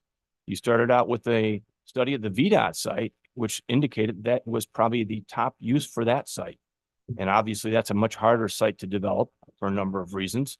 Bringing those units on market, having a lender try to justify going out and financing or helping to finance a project with 150 or 200 units is a lot different than financing a project with 30 or 65 units. With the Virginia housing money, yes, you do get 20% of the units at a lower rental rate for 80% AMI or less. That does help with that goal of housing that you've had for 5 to 6 years. And I think it's one of the few opportunities we have in the near future to bring that kind of housing to the city. Stopping and waiting to see if it might happen 2 to 4 years from now undermines that goal that you've set for yourself. So I consider those 2 good reasons to go ahead and move forward. I can understand the concerns of others who might be worried about how it looks to give an investor a tax break of any sort. But there's a lot that's coming to the city from this project. So that's all I would note. Thanks, sir. Members of council have any questions? Just wanted to contact Mr. Gaskin about in preparation for our meeting this evening, and when I learned he would not be here this evening, I told him that we looked forward to having a conversation with him and discussing, because this is an unusual request. And we were having a hard time really as a council, a thoughtful council, wrapping our minds around this circumstance. I invited him to a deeper conversation, and he was amenable to that. And I'm just going to ask our finance committee, which would be David Ziegler and Leslie Strawn, to set up a meeting to meet with Edwin Gaskin to talk about the numbers and understand the rudiments of this and where this, see if we can get to the finish line. This is a deal we've been working on for a number of years. And as things have changed, we've pivoted, including the Rah building, which was a huge success for our community. And this thoughtful council and Echelon supported getting to that position and shrinking the size of the project that we originally negotiated. So I feel like everyone is communicating in good faith and moving in a positive direction, but there's still questions to be answered. So I appoint a committee of, or the finance committee, to meet with Mr. Gaskin in the coming days, next week, if at all possible, in the coming weeks, to discuss this and bring back this topic for future consideration, preferably at our first, I think it's April 4th meeting. If not, will be on the 18th, but sometime in April, ideally, to work for. Yes, sir. I did have a question about this proposal. How much tax revenue would Lexington receive under this proposal during that 15-year period? The Denny's menu in front of you says. Well, yeah, no. You're asking for revenue during the 20-year period? During, or is 15? Well, 15-year period is the period of the tax abatement. Yes, sir. What we've done for a cost benefit in the past is a 20-year. Okay. So I don't have it broken down to 15-year, but over a 20-year period, it's just over $2 million that we would receive in revenues. And that's factoring in the tax abatement. That is correct. All Yes. right, thank you. Net present value. Mhm. Thank you. Leslie. Well, I'd like to make just a couple comments. We're not going to make any decisions tonight because we're taking Mr. Contos's advice to have a well-informed strategy. So we definitely need more information, but I do appreciate all the comments we received. I think everybody made very good points. And Ms. Kirkby, I think that about $1 million is what our finance director says will be the rebate over 15 years. And I do appreciate your comment about VDOT because I feel that way too. I think this proposal deserves some consideration, like you all mentioned, because it does provide some workforce housing. And I see that as a benefit to our community. And it has been one of our goals, affordable housing as well as housing in general. So I would like to explore that farther. The VDOT property, however, and things have changed as the mayor pointed out from when we started these discussions to now. The financial climate has changed, but I would say for VDOT, in my opinion, it hasn't changed from when we signed the contract in the fall. So for me personally, I can't speak for the rest of council. I would consider it for this property. I wouldn't consider it for VDOT for that reason, but other people may feel differently. But I do agree with a lot of the comments that were made, and I hope David and I can find out some more information to share with the council so that we can put together more of a strategy, maybe not just accept the plan right out, but understand the whole process with Virginia Housing.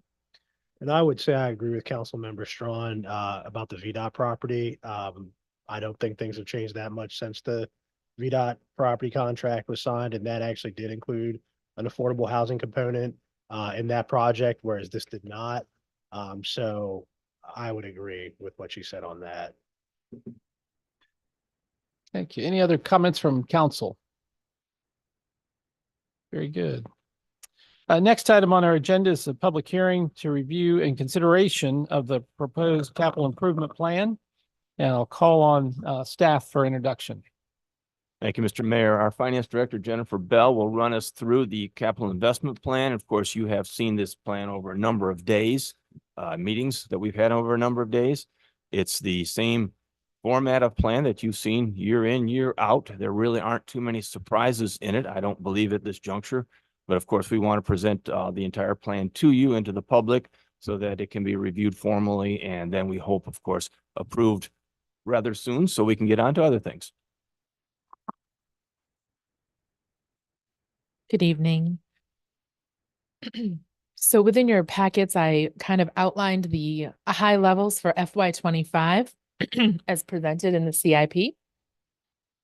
I would like to note, however, that based on additional changes that we made and discussed during our work session, some of my numbers are off in the original briefing.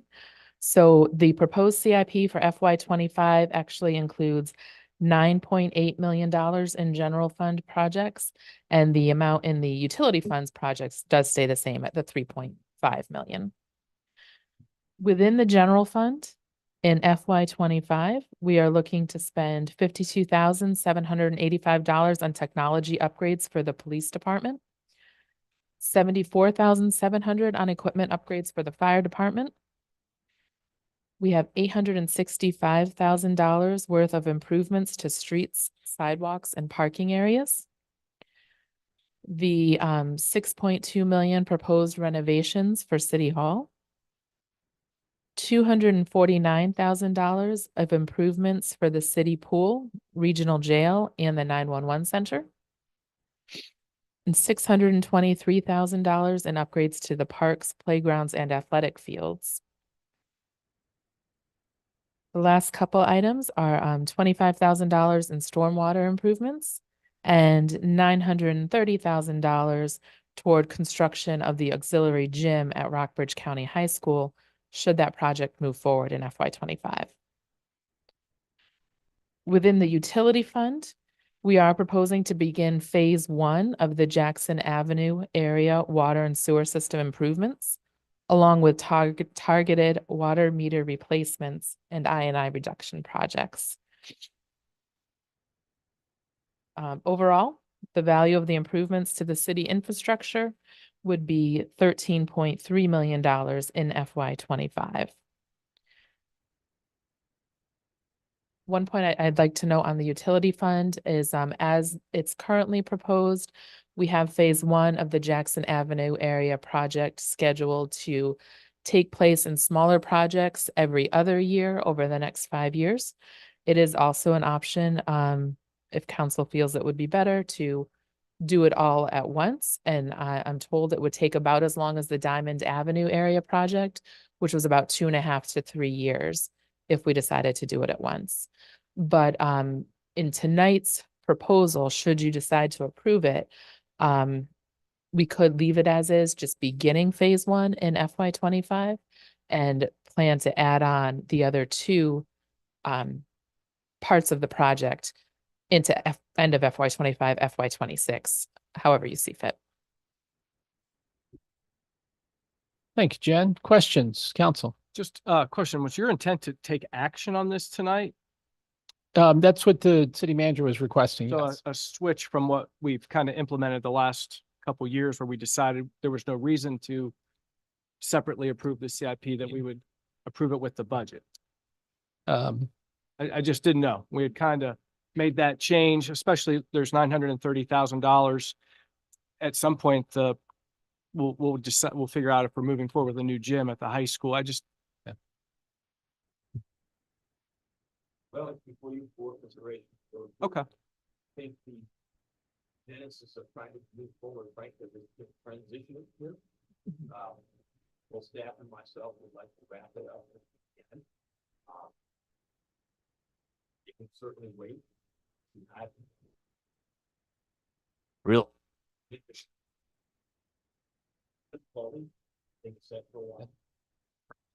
Well,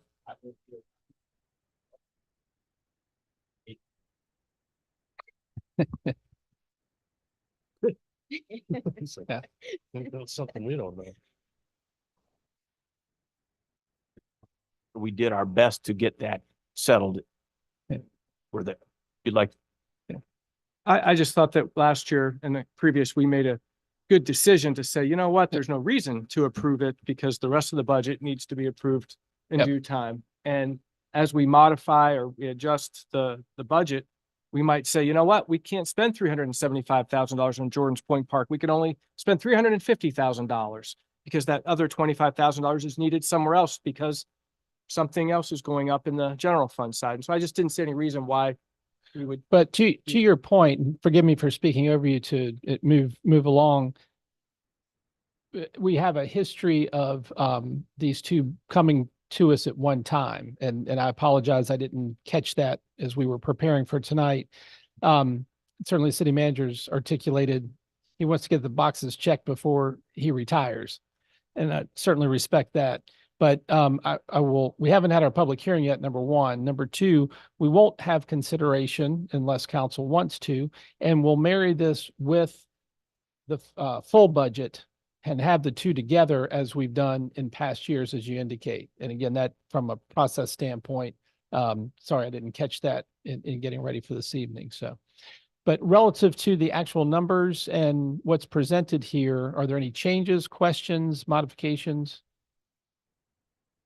It looks very good. Thank you for your work. Thank you. Thank you, Jen. At this time, I'd like to open the public hearing. Jim, can you check our sheet and see if anyone has signed up? Again, this is a public hearing for reviewing of the proposed capital improvement plan for the city, and no one signed up. Is there anyone here who would like to speak to this item? Hearing none at 7:54, I'll close the public hearing. And we will take action on this at a future meeting when we marry it with our regular budget. And it may be in May when the city manager is fully retired. So he may retire without approving a budget. Just trying to take care of the next city manager. Appreciate that. Next item on the agenda is consideration of minutes. Yes, there are three that were in your packet for your perusal. And unless there's an objection, we will approve those as presented. They are approved. Next is citizens' remarks and comments. And we love to hear from our neighbors and friends. And at this time, no one has signed up, but is there anyone who would like to speak to council on items that are not going to be on the agenda a little later? Hearing none, we will close the citizens' remarks and comments at 7:55 and go straight into the consent agenda. I'll ask for council's consideration of this item. I move to approve the consent agenda as presented. Second. Have a motion and a second and a roll call vote. Ms. Strawn? Aye. Mr. Ziegler? Aye. Mr. Alligood? Mr. Smith? Aye. Mr. Betts? Aye. Ms. Alexander? Aye. Motion carries unanimously. Thank you all very much. Next item on the agenda is 10.1, continued discussion and consideration of a resolution of support for a feasibility study for Regional General Aviation Airport. In your packet is a letter and request from the Chairman of the Board of Supervisors, Leslie Ayers. And I'll ask if there's any comments or observations from council. I think there's some folks who would like to speak and happy to answer any questions that you have. I would just note that both Rockbridge and Buena Vista, our partners for many things in the region, have both approved funding for the feasibility study and support of it, of the feasibility study. So I will again say that I think that we should support the feasibility study. In essence, making a motion to approve. I'll wait. Wait. I'll wait to make the motion until we hear from. Fair enough. Yeah. Fair enough. Ms. Strawn? Are we having discussion now? Or are we going to have any kind of presentation? That's There's no presentation that I'm aware of. I just know that there are representatives who are glad to answer questions or address any concerns that council has. okay. I'll just note at last meeting, you suggested that we take out that of the resolution that we support this initiative. And I think we all feel that way at this point because it is a major land use decision by the county that they need to work through. It's not explicitly expressed in their comprehensive plan that this is how the land should be used. At a minimum, they're going to have to do a special exception permit to have it built. They may have to do a comp plan amendment and a rezoning. That's both pretty likely. And I personally feel like we should let the county citizens work that out with their Board of Supervisors before we get involved. And I think that's why we're saying we don't want to support the initiative straight out, maybe support it financially. It's because we all know it's going to be controversial. And I feel like they can work it out. And then when there's really money due at the end, then we can see if we're going to support the project once they decide that they really are going to move forward with it. And I would just say that I think you can support the feasibility study to see if something's feasible without saying you support an initiative, and that may help us decide if we do the feasibility study. We don't like what we see and we don't want to support the initiative. And so I do agree that we should, if it is passed, that we should take out the language about supporting the initiative and only support the feasibility study. Depending upon your English teacher, the initiative is the feasibility study. So not the airport itself, but just an observation. Yeah. Mr. Smith? I'm seeking some clarification on the county of Rockbridge's support monetarily. And maybe the EDA reps can answer the question. Has the county committed funding for this study from the Rockbridge County General Fund, or where that comes from, or is it money from the EDA? And I think that clarification is important. Sure. I'm Boyd Brown. I'm the chairman of the Economic Development Authority. I do not live in the city of Lexington. But to your question, that is going to come from EDA funds, not from the county general fund. I'll be happy to answer any other questions. That's the only question I had. Okay. Members of council have any questions while we have invaluable resources available? I don't have a question, but I just have a comment that it's my understanding that the county EDA can cover all of it, but the county has come to us as a partner because we partner on so many other things that they would like to see the two cities being a part of this effort. Not that they need $8,000, but it's the principle of them wanting to include us now rather than after the fact. That's from what I gathered. Did any Board of Supervisors reach out to anyone to express how excited they were about this? Well, there is a letter from Leslie Ayers in there. But like we said at the last meeting, we were like, oh, it'd be great to hear from folks. Did anyone reach out? In the tourism meeting, I understood that she still supports the study. Great, good. And just to clarify, the costs I brought up at the last meeting, actually, we would owe about $530 less. Their calculations were incorrect in the letter that Ms. Ayers provided to us. That's correct. Incorrect on the letter. I think in the briefing, we're on the same page thus. All right. And, Univista was advised to remove the second, I believe, the second whereas section, because essentially they were approving a resolution that was making a statement about what the feasibility study is meant to do. And so I think that they just, for the sake of a good resolution, they thought, well, let's just have a feasibility study, and that will then tell us if it will provide training opportunities for flight school and aviation technology, and so on. That's the purpose of a $200,000 study, because it will tell what it will do. And I think that's what Univista did. They were advised to do. They talked about. And I also have to stick to my interpretation of the last line, and be it further resolved that Lexington City Council commits to providing support for this initiative and cost share in the feasibility study. I really do believe I believe the initiative is the whole thing rather than the feasibility study. That's just my interpretation. So I do have one question or clarification, and going back to what Leslie said about the county having to do its due diligence in regard to land use and zoning and those kinds of things. Will those things happen before a feasibility study is requested, or will it be done simultaneously? I feel like they're going to be done somewhat in parallel.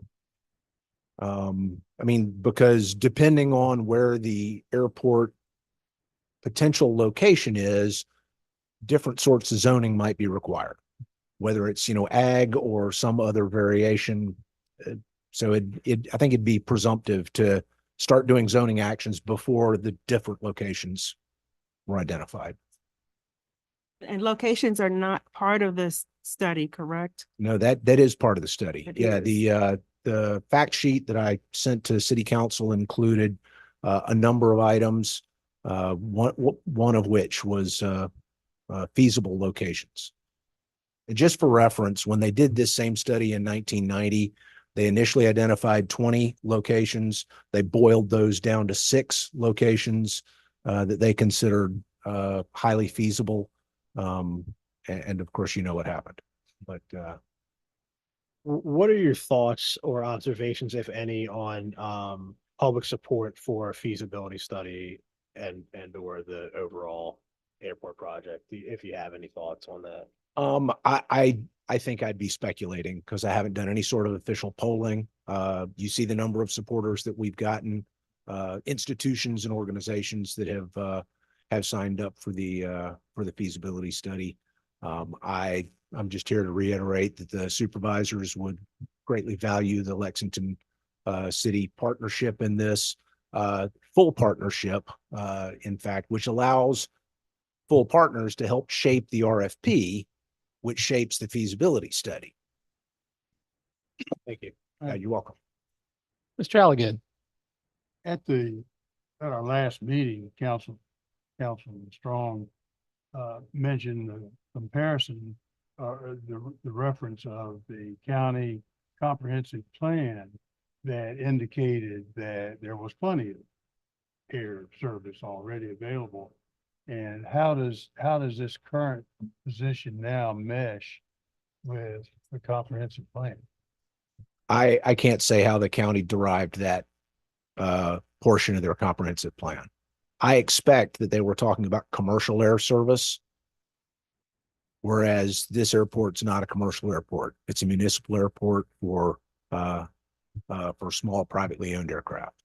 Well, and not to quibble too much. Certainly. The comprehensive plan that the county is currently using came after the previous airport discussion that had the X number of sites that were in there. And I would have supposed that if there had been an interest in the county moving forward on the airport back then, when the comprehensive plan was prepared, that there would have been an inclusion in the county comprehensive plan that doesn't exist. So is there talk about the county modifying their comprehensive plan, amending it? It would have to. You're welcome. Maybe remember when we looked at our comprehensive plan, that was one of the things that, as we were guiding through it, they said, if you want to make any changes in your zoning, your comprehensive plan had to support that. And so it's truly a process. And I think that with this process, the first step in the journey is the feasibility study. Mr. Smith. My position on this a couple of weeks ago was not to use city taxpayer dollars to pay for the feasibility study and to refer it over to the IDA. I think that's a better party to get engaged with this, especially after presentation from our financial consultants about some big issues coming at us and looking at our CIP. I just, in good conscience, can't use city taxpayer dollars to support feasibility study and to bounce it over to the IDA and let them take the ball. Other comments or questions for Mr. Brown? I would just again, one thing I heard you say, Boyd, is that with this letter, you're inviting the city of Lexington to have a seat at the table. Certainly when the landfill was originated, it was the Rockbridge County landfill, and now we are partnered with the Blue Ridge Resource Authority. Just don't want that to go unnoticed, that we're being invited to have a seat at the table for this process, and encourage, I think it's important anytime we have an opportunity to learn, do a study, we can never be too smart with information on making decisions. I think it's a long way away from dirt being turned on an airport with whatever action moves forward with this airport or feasibility study from that standpoint. But I would welcome any additional questions or for Boyd or Jay's here as well. And certainly would ask for council's consideration in response to Miss Ayers' request. I have another comment. I want to. If you could, go, Mr. Elliott, please be sure to speak in. So for anybody who's listening later, thank you. I wanted to follow up on Mr. Councilman Smith's question about the IDA money. There was discussion at our last meeting that there was going to be contact made by city manager with the IDA regarding the use of this money, and I would like to hear a report on that. I did reach out to the IDA members. I did not speak with all of them. Left phone messages and some just didn't call me back. Of the four I spoke with, they were in agreement to, if directed by council, consider such a funding. Like to be positive about how that money is used in the IDA. So if that was something that council desired, I think, I didn't count votes, but those I spoke with indicated that they'd be interested or willing to consider that. So Again, I didn't get a response from all of the members, but 4 of them responded that if the council thought it was a good use of the funds, they'd be willing to consider it. Council made the ask they would consider it and not object. Correct. To their question. Thank you, sir.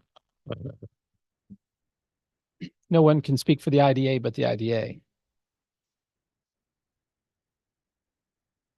So what comes first, the chicken or the egg? Well, why does it make, I still don't understand why it makes a big difference. It's $8,000. We can find it in our budget if we want to do it, if we support the study, move forward with it. But I feel like we're trying to push off the decision onto the IDA now, saying, and this is my feeling from, I told you before, from hearing the supervisors meet on this, it was, we're not doing this, the EDA is doing this. And I don't want to do the same. I mean, if we want to move forward and take ownership of it, or else don't move forward. And again, I appreciate the work that the EDA has done. I really do. I just feel like we should stay out of this because there's going to be a lot of heated discussions, and I don't think it's appropriate for Lexington to seem like they are voicing an opinion at this time.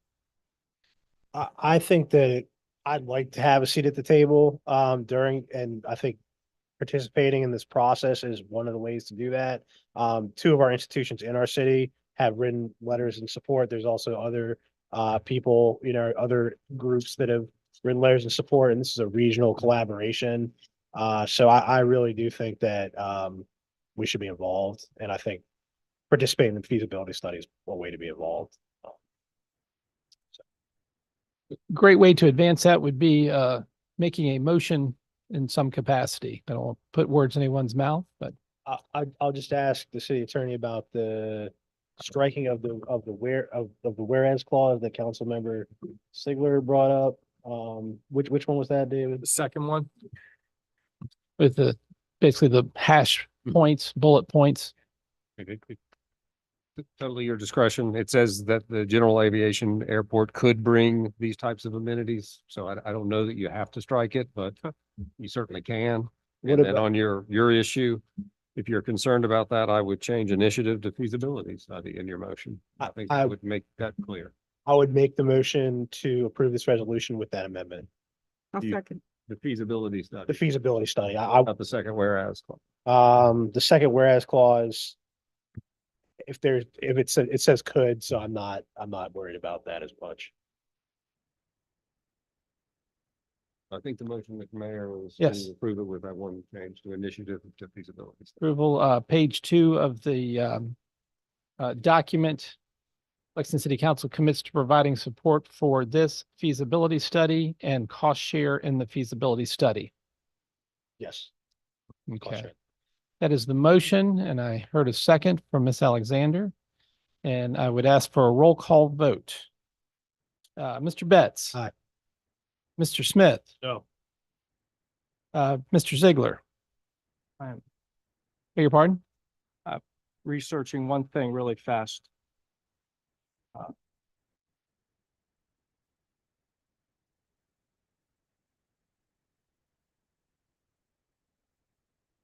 Aye.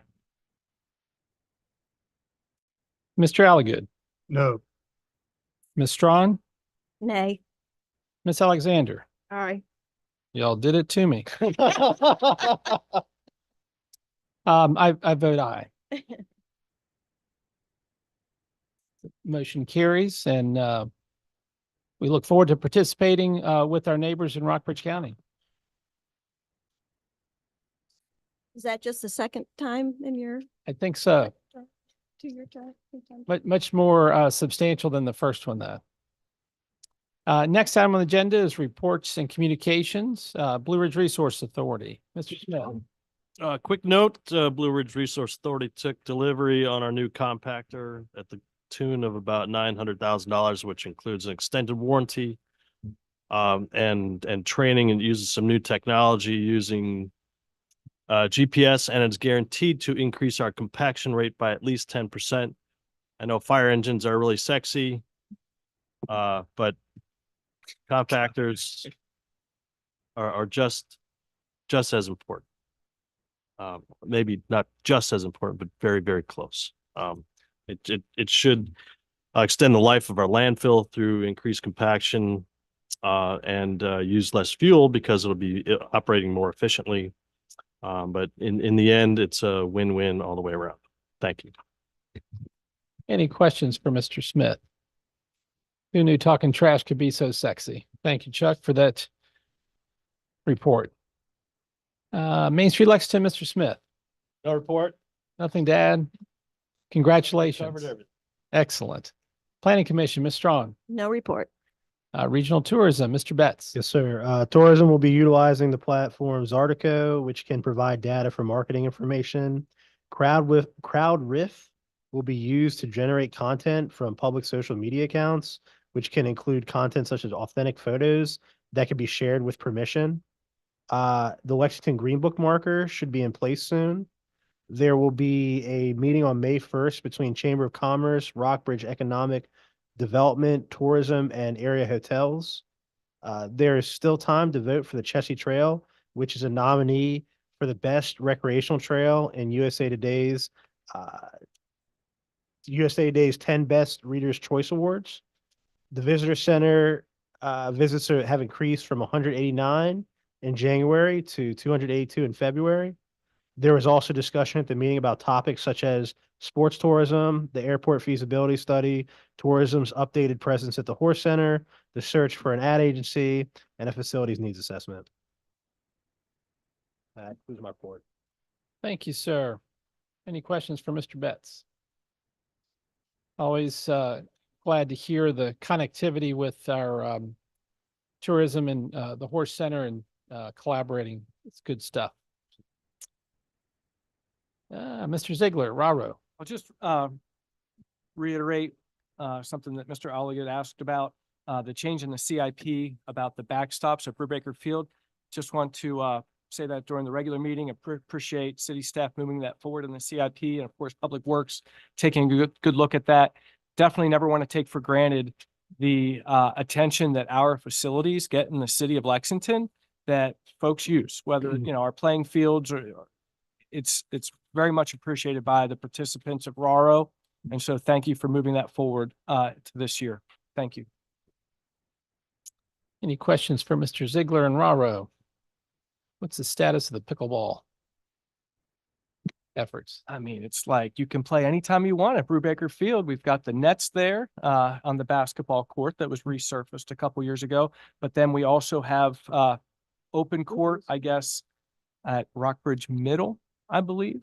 And then also, I think, down in Natural Bridge. Terrific. No, it's a hot topic. Get about aviation. Pickleball's where it's at.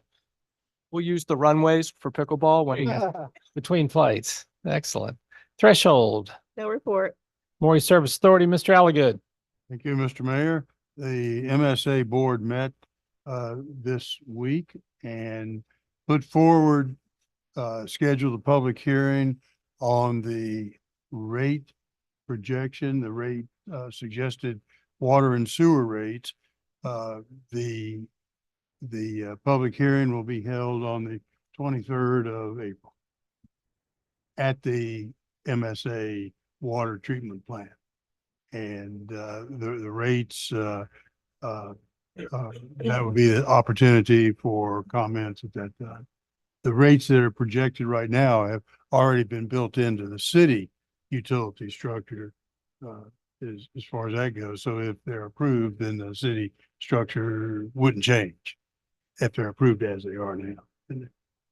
And they're up about 8%. End of report. Thank you, sir. Any questions for Mr. Alligood? Wonderful. For my report, have a couple of items tonight. One, wanted to alert you, as you know, we're members of one of the 21 member jurisdictions for the Central Shenandoah Planning District Commission. Bonnie Riedesel announced her retirement at the end of last year, and where are we? March 1st was her official retirement day, and we celebrated her back in February, and with a nice send-off. We went through the interviewing process last Thursday of the three candidates, and one of the current employees, Ann Cundy, who is a Washington Lee graduate, has been appointed by the executive committee to be recommended to the full board to serve as the new executive director for the PDC. So you may remember she assisted with several grants. One most notably I keep haranguing her about because it hasn't come through is the VDOT North Main Street improvement, which is delayed yet again, but one day it will be improved and tear up Main Street. Let's see here. Also, we had the pleasure of spending most of the day together Friday as a council. And on behalf of City Council, I'm excited to inform you that the city manager search has been productive. And tonight, I'm excited to announce our new city manager will be Tom Carroll. Tom is a Wisconsin native, a UVA graduate, and spent much of his career in the suburbs of Cincinnati, and most recently serves in Cambridge, Maryland. He has tendered his resignation and is in winding up his duties there, but with the 60-day notice, we expect him to wrap up his commitments in Maryland and will begin work on or before June 1 here in Lexington. We look forward to welcoming Tom and his wife, Katie, to Lexington. And ask council members to mark your calendar for April 24th. As you know, we've been working in collaboration with Buena Vista and Rockbridge County on a Department of Social Services office solution, and the health complex. We're ready to take the next step with design, I believe, with that project. And so we're planning a regional dinner that will be held at a location to be determined in Buena Vista. Ideally, we may very well have it at the site, depending upon weather and all that kind of good stuff. But that'll be a regional dinner for Lexington, Buena Vista, and Rockbridge County on Wednesday, April 24th. Wednesday, April 24th. Correct. I would anticipate 6 o'clock rendezvous. And the agenda will be a briefing from staff on the work that they've done. Perhaps the architect will have some type of rendering for us to consider, and we'll share a dinner.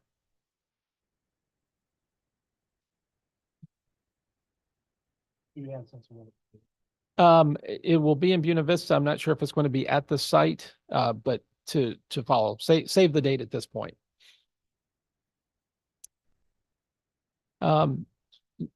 Next item, if you all of course received the VTC magazine.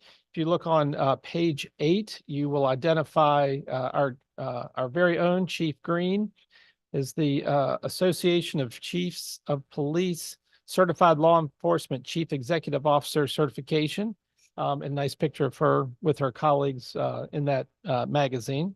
And when you see her next, encourage you to acknowledge her success and continued commitment to being a good chief. And that's all I have for now. I'll turn it over to the city manager. Thank you, Mr. Mayor. I'll start out with a very busy update from the Lexington Fire Department. Last Friday, they had 22 calls. One of those calls was a trash truck fire, and you were presented the picture of that. The truck caught on fire. They quickly emptied their load in the parking lot, and that's what it looks like when a trailer full of trash is burning in a parking lot. So the fire department went out there and put out that trash, and there was no harm done to the truck and nobody injured. It's just an unusual call, if you will. Monday, the 18th, there were 12 calls, another busy day. 9 of those were EMS calls. And on those 9 EMS calls, unfortunately, 3 people had to be medevaced because their injuries were so serious. So it was another unusual day, if you will. Yesterday, the trend continued. There was a very large brush fire just west of town. And with the high winds, it was a touch and go situation. The departments from Effinger, Carrs Creek, Rockbridge Baths, Buena Vista, Rockbridge County, and the Virginia Department of Forestry assisted our department, who was first on the scene, and they were able to put it out after 5 hours in the use of a bulldozer. And luckily with the high winds, nothing more did develop, but it was because of the professional and collaborative effort of all those departments that, we probably avoided something that could have been much more serious. On a more positive note, the department hosted a passenger vehicle extrication class recently. Obviously, that's always important in case of a serious accident. They also had staff training on the use of the new atmospheric gas meter calibration station. Big mouthful, of course.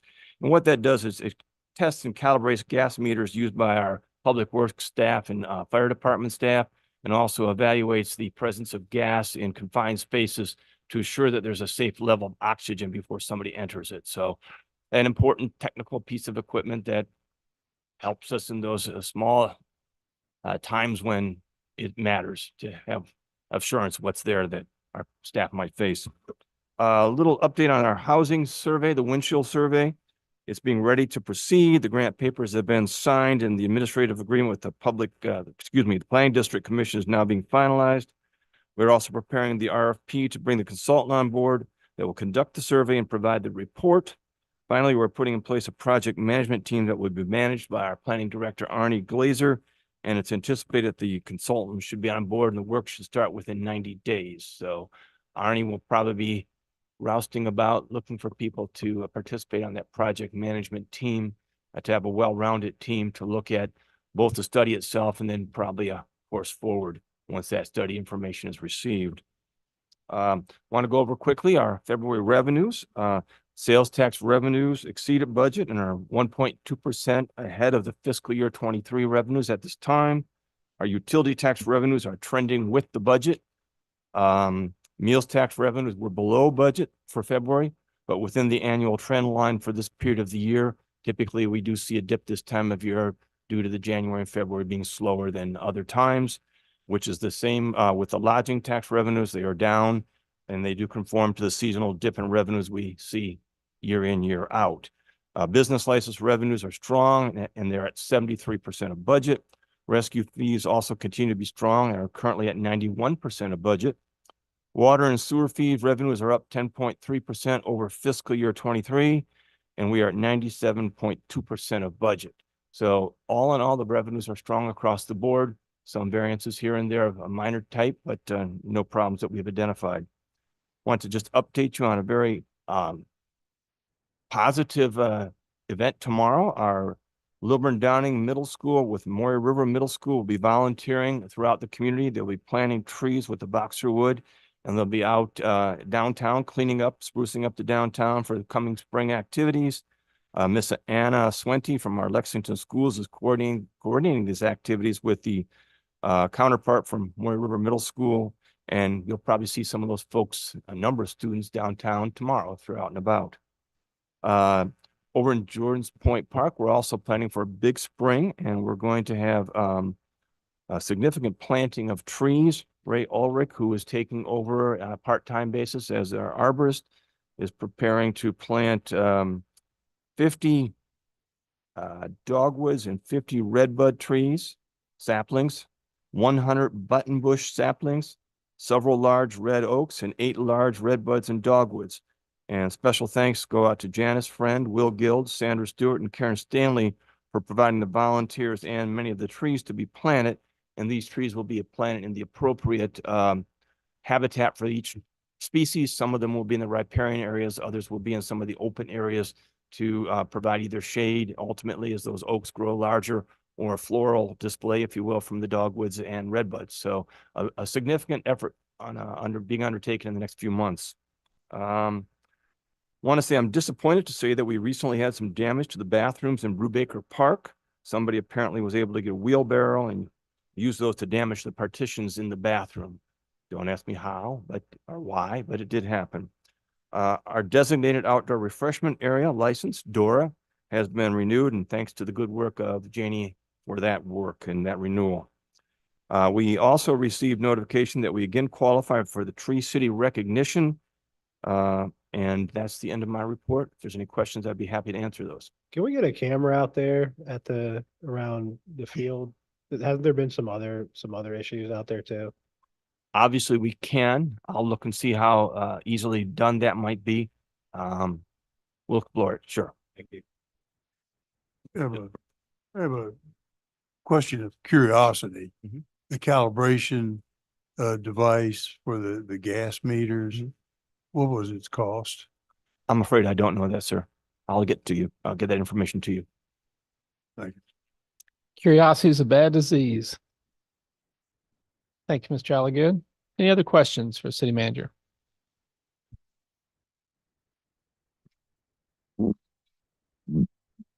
Hearing none, calling city attorney. Thank you, Mr. Mayor. To the best of my knowledge, I'm not related to Tom Carroll, just so everybody knows. I did have some emails with him over the last few days, and I'm looking forward to working with him, so that'll be good. The thing I know last meeting when I wasn't here, Jim's report indicated some work was going to be done on the Brightspeed franchise, which is to increase some, hopefully some accessibility to a high-speed internet access.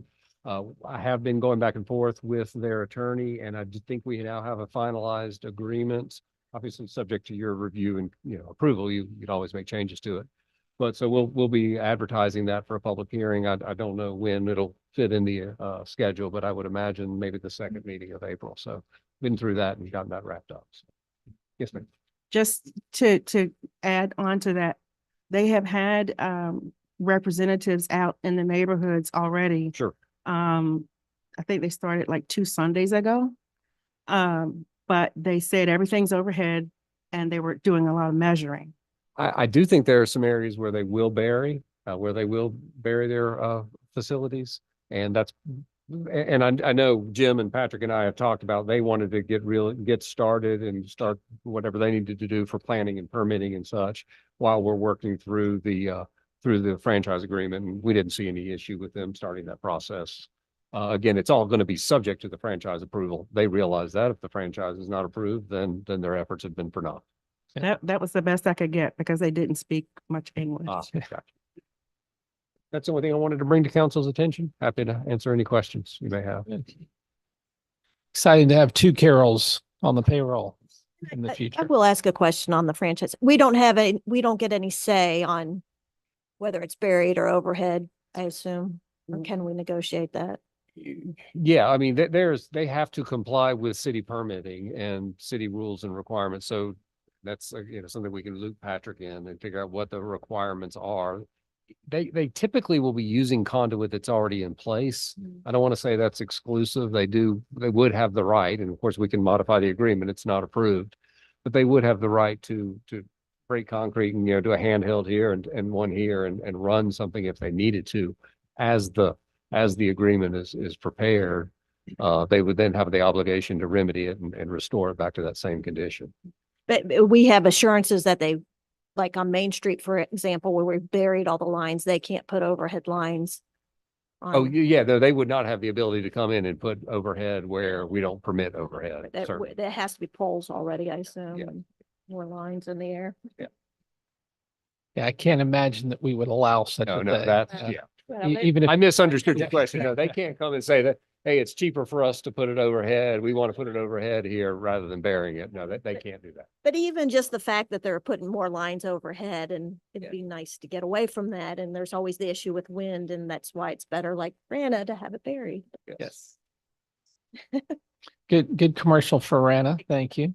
I would also just make the observation and compliment city staff when different projects have been done, like Columbia Gas, and they came through and repaired, and the repairs were unsatisfactory. Staff did a great job working with the organizations as part of the contract to put it back in a better state. So sometimes it's a give and take, and they may try and push the envelope with some of the contractors that are, they're sent in to do a job and they don't have much responsibility. They're just doing what they were told.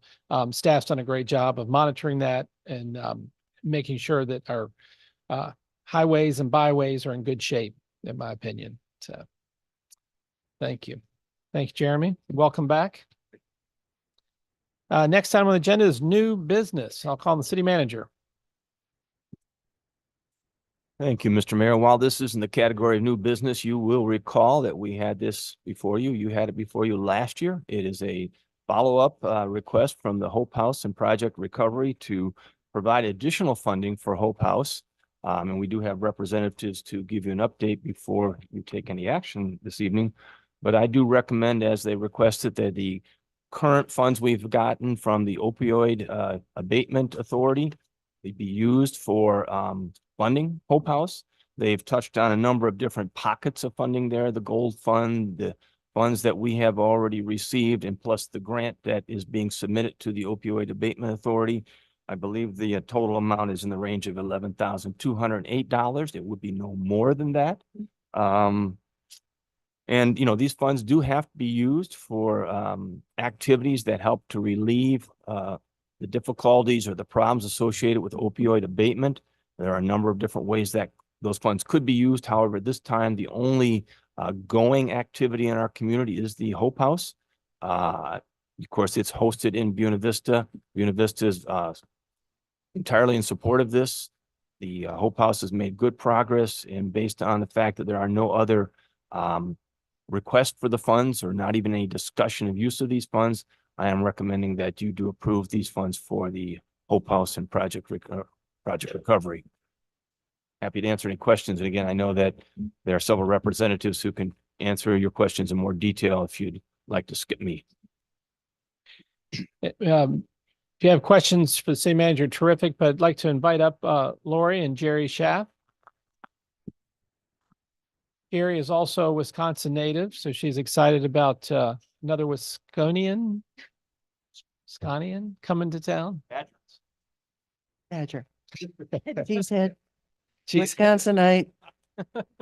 I will warn you that along with John Elistad, I am sure that, and along with me, Mr. Carroll will be very fluent in sarcasm. Excellent. Excellent. Look forward to it. Well, greatly appreciate you ladies being here this evening. I know there've been some changes at Hope House as you've been growing and expanding, and thank you for being here tonight while we consider this request. Okay. Many of you know me. I've been around pretty much since the earth was cooling. But I retired from Valley Program for Aging Services at the end of September. And Lori Turner, who has single-handedly put Rockbridge Recovery and Hope House together as part of what she took on as part of her duties at the Community Foundation for Rockbridge, Bath, and Allegheny, because the Community Foundation is the fiscal agent for administering the Opioid Abatement Authority funds from the 3 jurisdictions. Asked me if I'd be willing to help them help Rockbridge Recovery put some systems into place. And if there's anything I know, it's nonprofit systems. So I've been doing that, and I've already broken my promise to myself that it would be no more than 10 hours a week. But I have been absolutely amazed particularly over the last 6 months at the progress and the growth and the absolute blossoming of Rockbridge Recovery. There's more than 100 active clients, whether those are people in group meetings, friends and family, or Narcotics Anonymous, whether they are people who are dropping in just to see whether or not there's help available, whether they're people who at the very last minute say, I need help, and we have someone there who can say, yes, I will help get you into a 28-day program. Sit down, give me information, talk to me. I will get you into a 28-day program. I will find you a safe place to stay tonight. I will get you transportation. It's not, let me do some intake and I'll make an appointment for you in a week and a half. It's, we'll get this done now. I am absolutely flabbergasted. Hope House itself is very close to completion. Drywall is up, kitchen cabinets are being hung, painting is happening, flooring is going in, siding is up. For those of you who may not remember, this is a house that had an interior fire and was gifted to Rockbridge Recovery to use for a residential recovery facility for men, up to 6 men at a time, to stay for up to 6 months while they are in long-term recovery to help transition them back into the community. And as with every one of those programs you watch on TV, we're going to rip up the floors and replace them. Oh, and the joists are rotten. So everything took longer than it needed to, or than was predicted to, but it's happening. And I would say within 4 weeks, probably, it will be open. Lori has managed to hire amazing staff, and nothing will make me happier than to see a whole bunch of weight taken off of Lori's shoulders as this staff gets oriented and trained and taking on the work that Lori's been carrying all this time. I'm going to ask Lori to talk about that staff that she's hired. First, let's start with our executive director, Lisa Houck. She comes to us from an opioid addiction center in West Virginia, which she ran for several years. And then she came here and she worked for Project Horizon for a short stint until her son got brain cancer. And she had to take some time off to take care of his son for the last almost 2 years. He rings his cancer bell tomorrow, and he's past that journey. And so Lisa brings a magnitude of expertise. She's a certified peer support recovery specialist. She's a certified Revive trainer. She's certified in sport recovery. She's a wizard at financials. I've never seen anybody that can, go through QuickBooks the way that she does and just make things happen. And I'm like, slow down, show me that again. But she is also very personable. I think she's going to be a wonderful asset to the organization. The second person is Mike Taylor, who is going to be our program manager at the house. Mike has worked 30 years for the Virginia retirement system. And actually, I'm going to take that back. Mike worked 28 years. And it somehow coerced him to take early retirement and buy out his final 2 years and come to work to the Hope House. And so he will be the guy running the house, running the operations. He formerly worked at the juvenile detention home out in Natural Bridge. So it's a very similar model, juveniles versus men.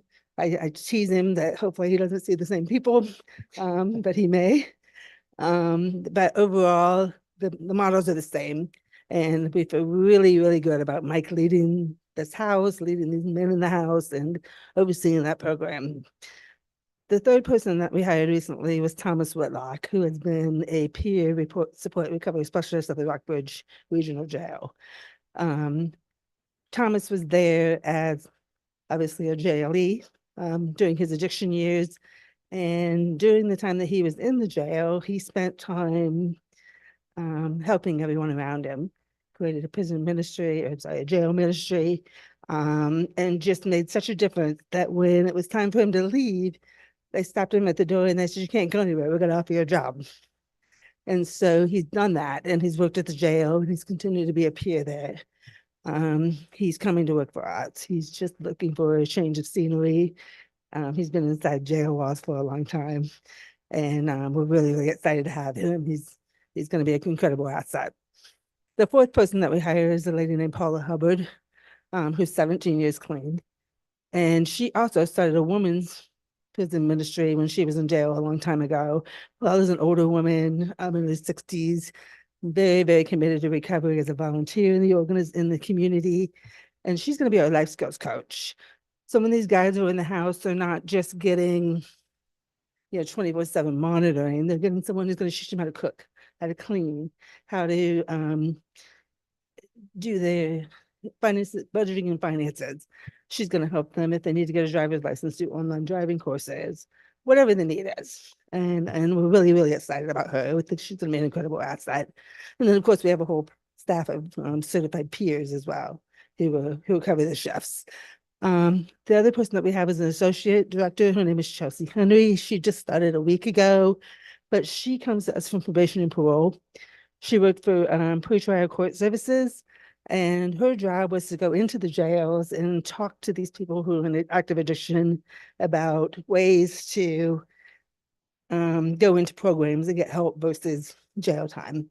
And so she has a lot of experience in talking to them about those options and seeing what fits best. So overall, we're really excited about this staff, and we obviously seen nothing but good things ahead. Fantastic. Thank you, Lori. Jerry, questions from council? How wide of a geographic area does Hope House serve, or is it going to serve when it opens? We really are focusing on Buena Vista, Lexington, and Rockbridge County areas. We feel that we can obviously have 6 months at a time within our own area. If there is a way of opportunity where there is an opening in the house, or we don't have someone, we might consider someone from Allegheny, since they don't have anything over in that area. I think any other direction you go in, they have pretty good recovery programs. But I really would be surprised if we can't keep 6 men in the house just from our region. Thank you. You're welcome. Ms. Alexander. Yeah, I just want to comment on something that Jerry said about over 100 people have been provided services.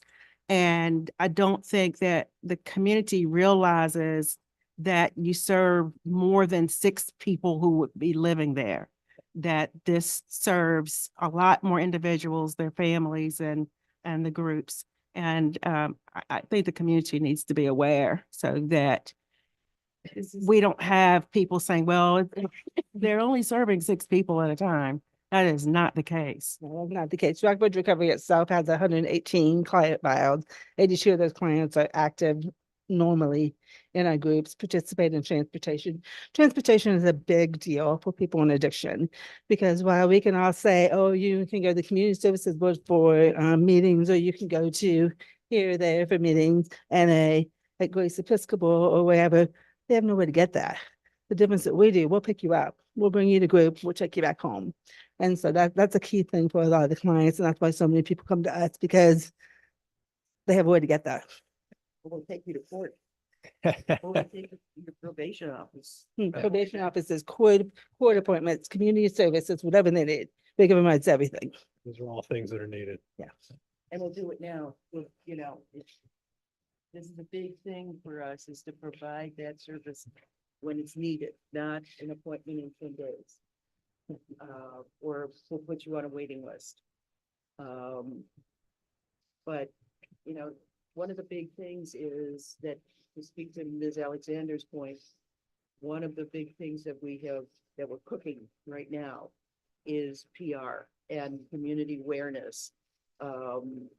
We just got delivery of stickers that we're hoping to put on paper towel dispensers in public restrooms,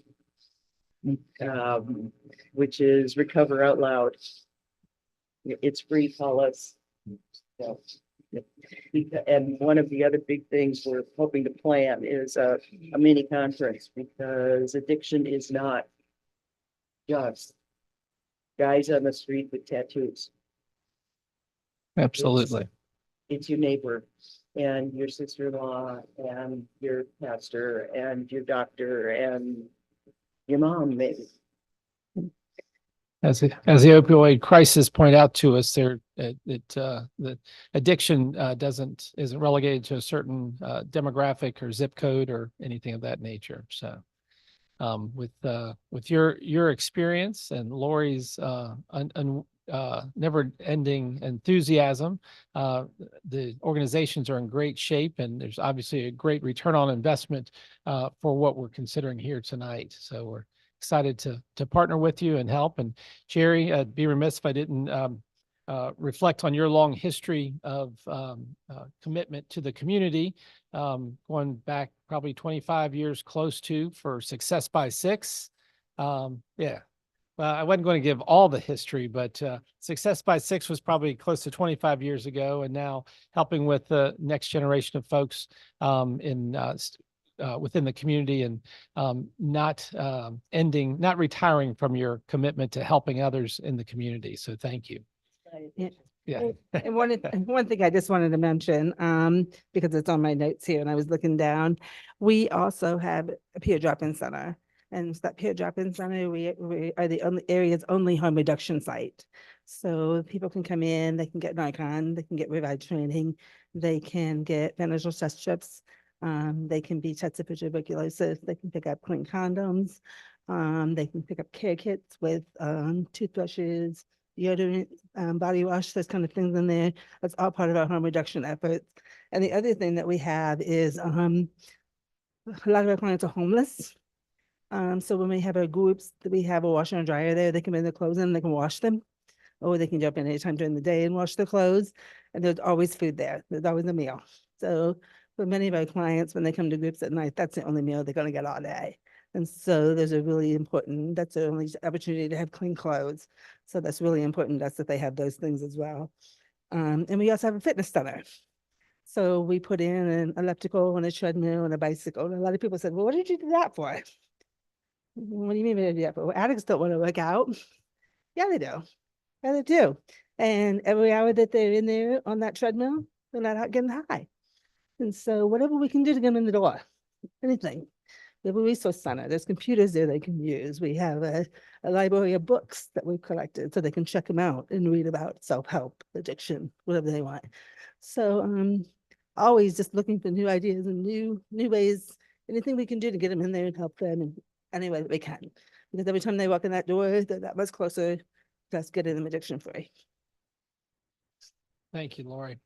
Greatly appreciate your commitment and all your energy related to this project amongst your other projects. So thank you very much. We have to know when the staff's going to take over. Yes.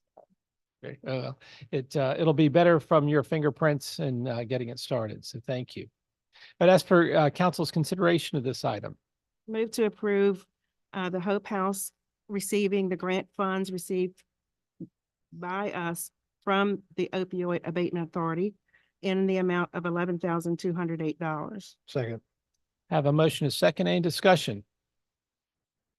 Hearing none, roll call vote. Mr. Ziegler. Aye. Mr. Alligood. Aye. Mr. Smith.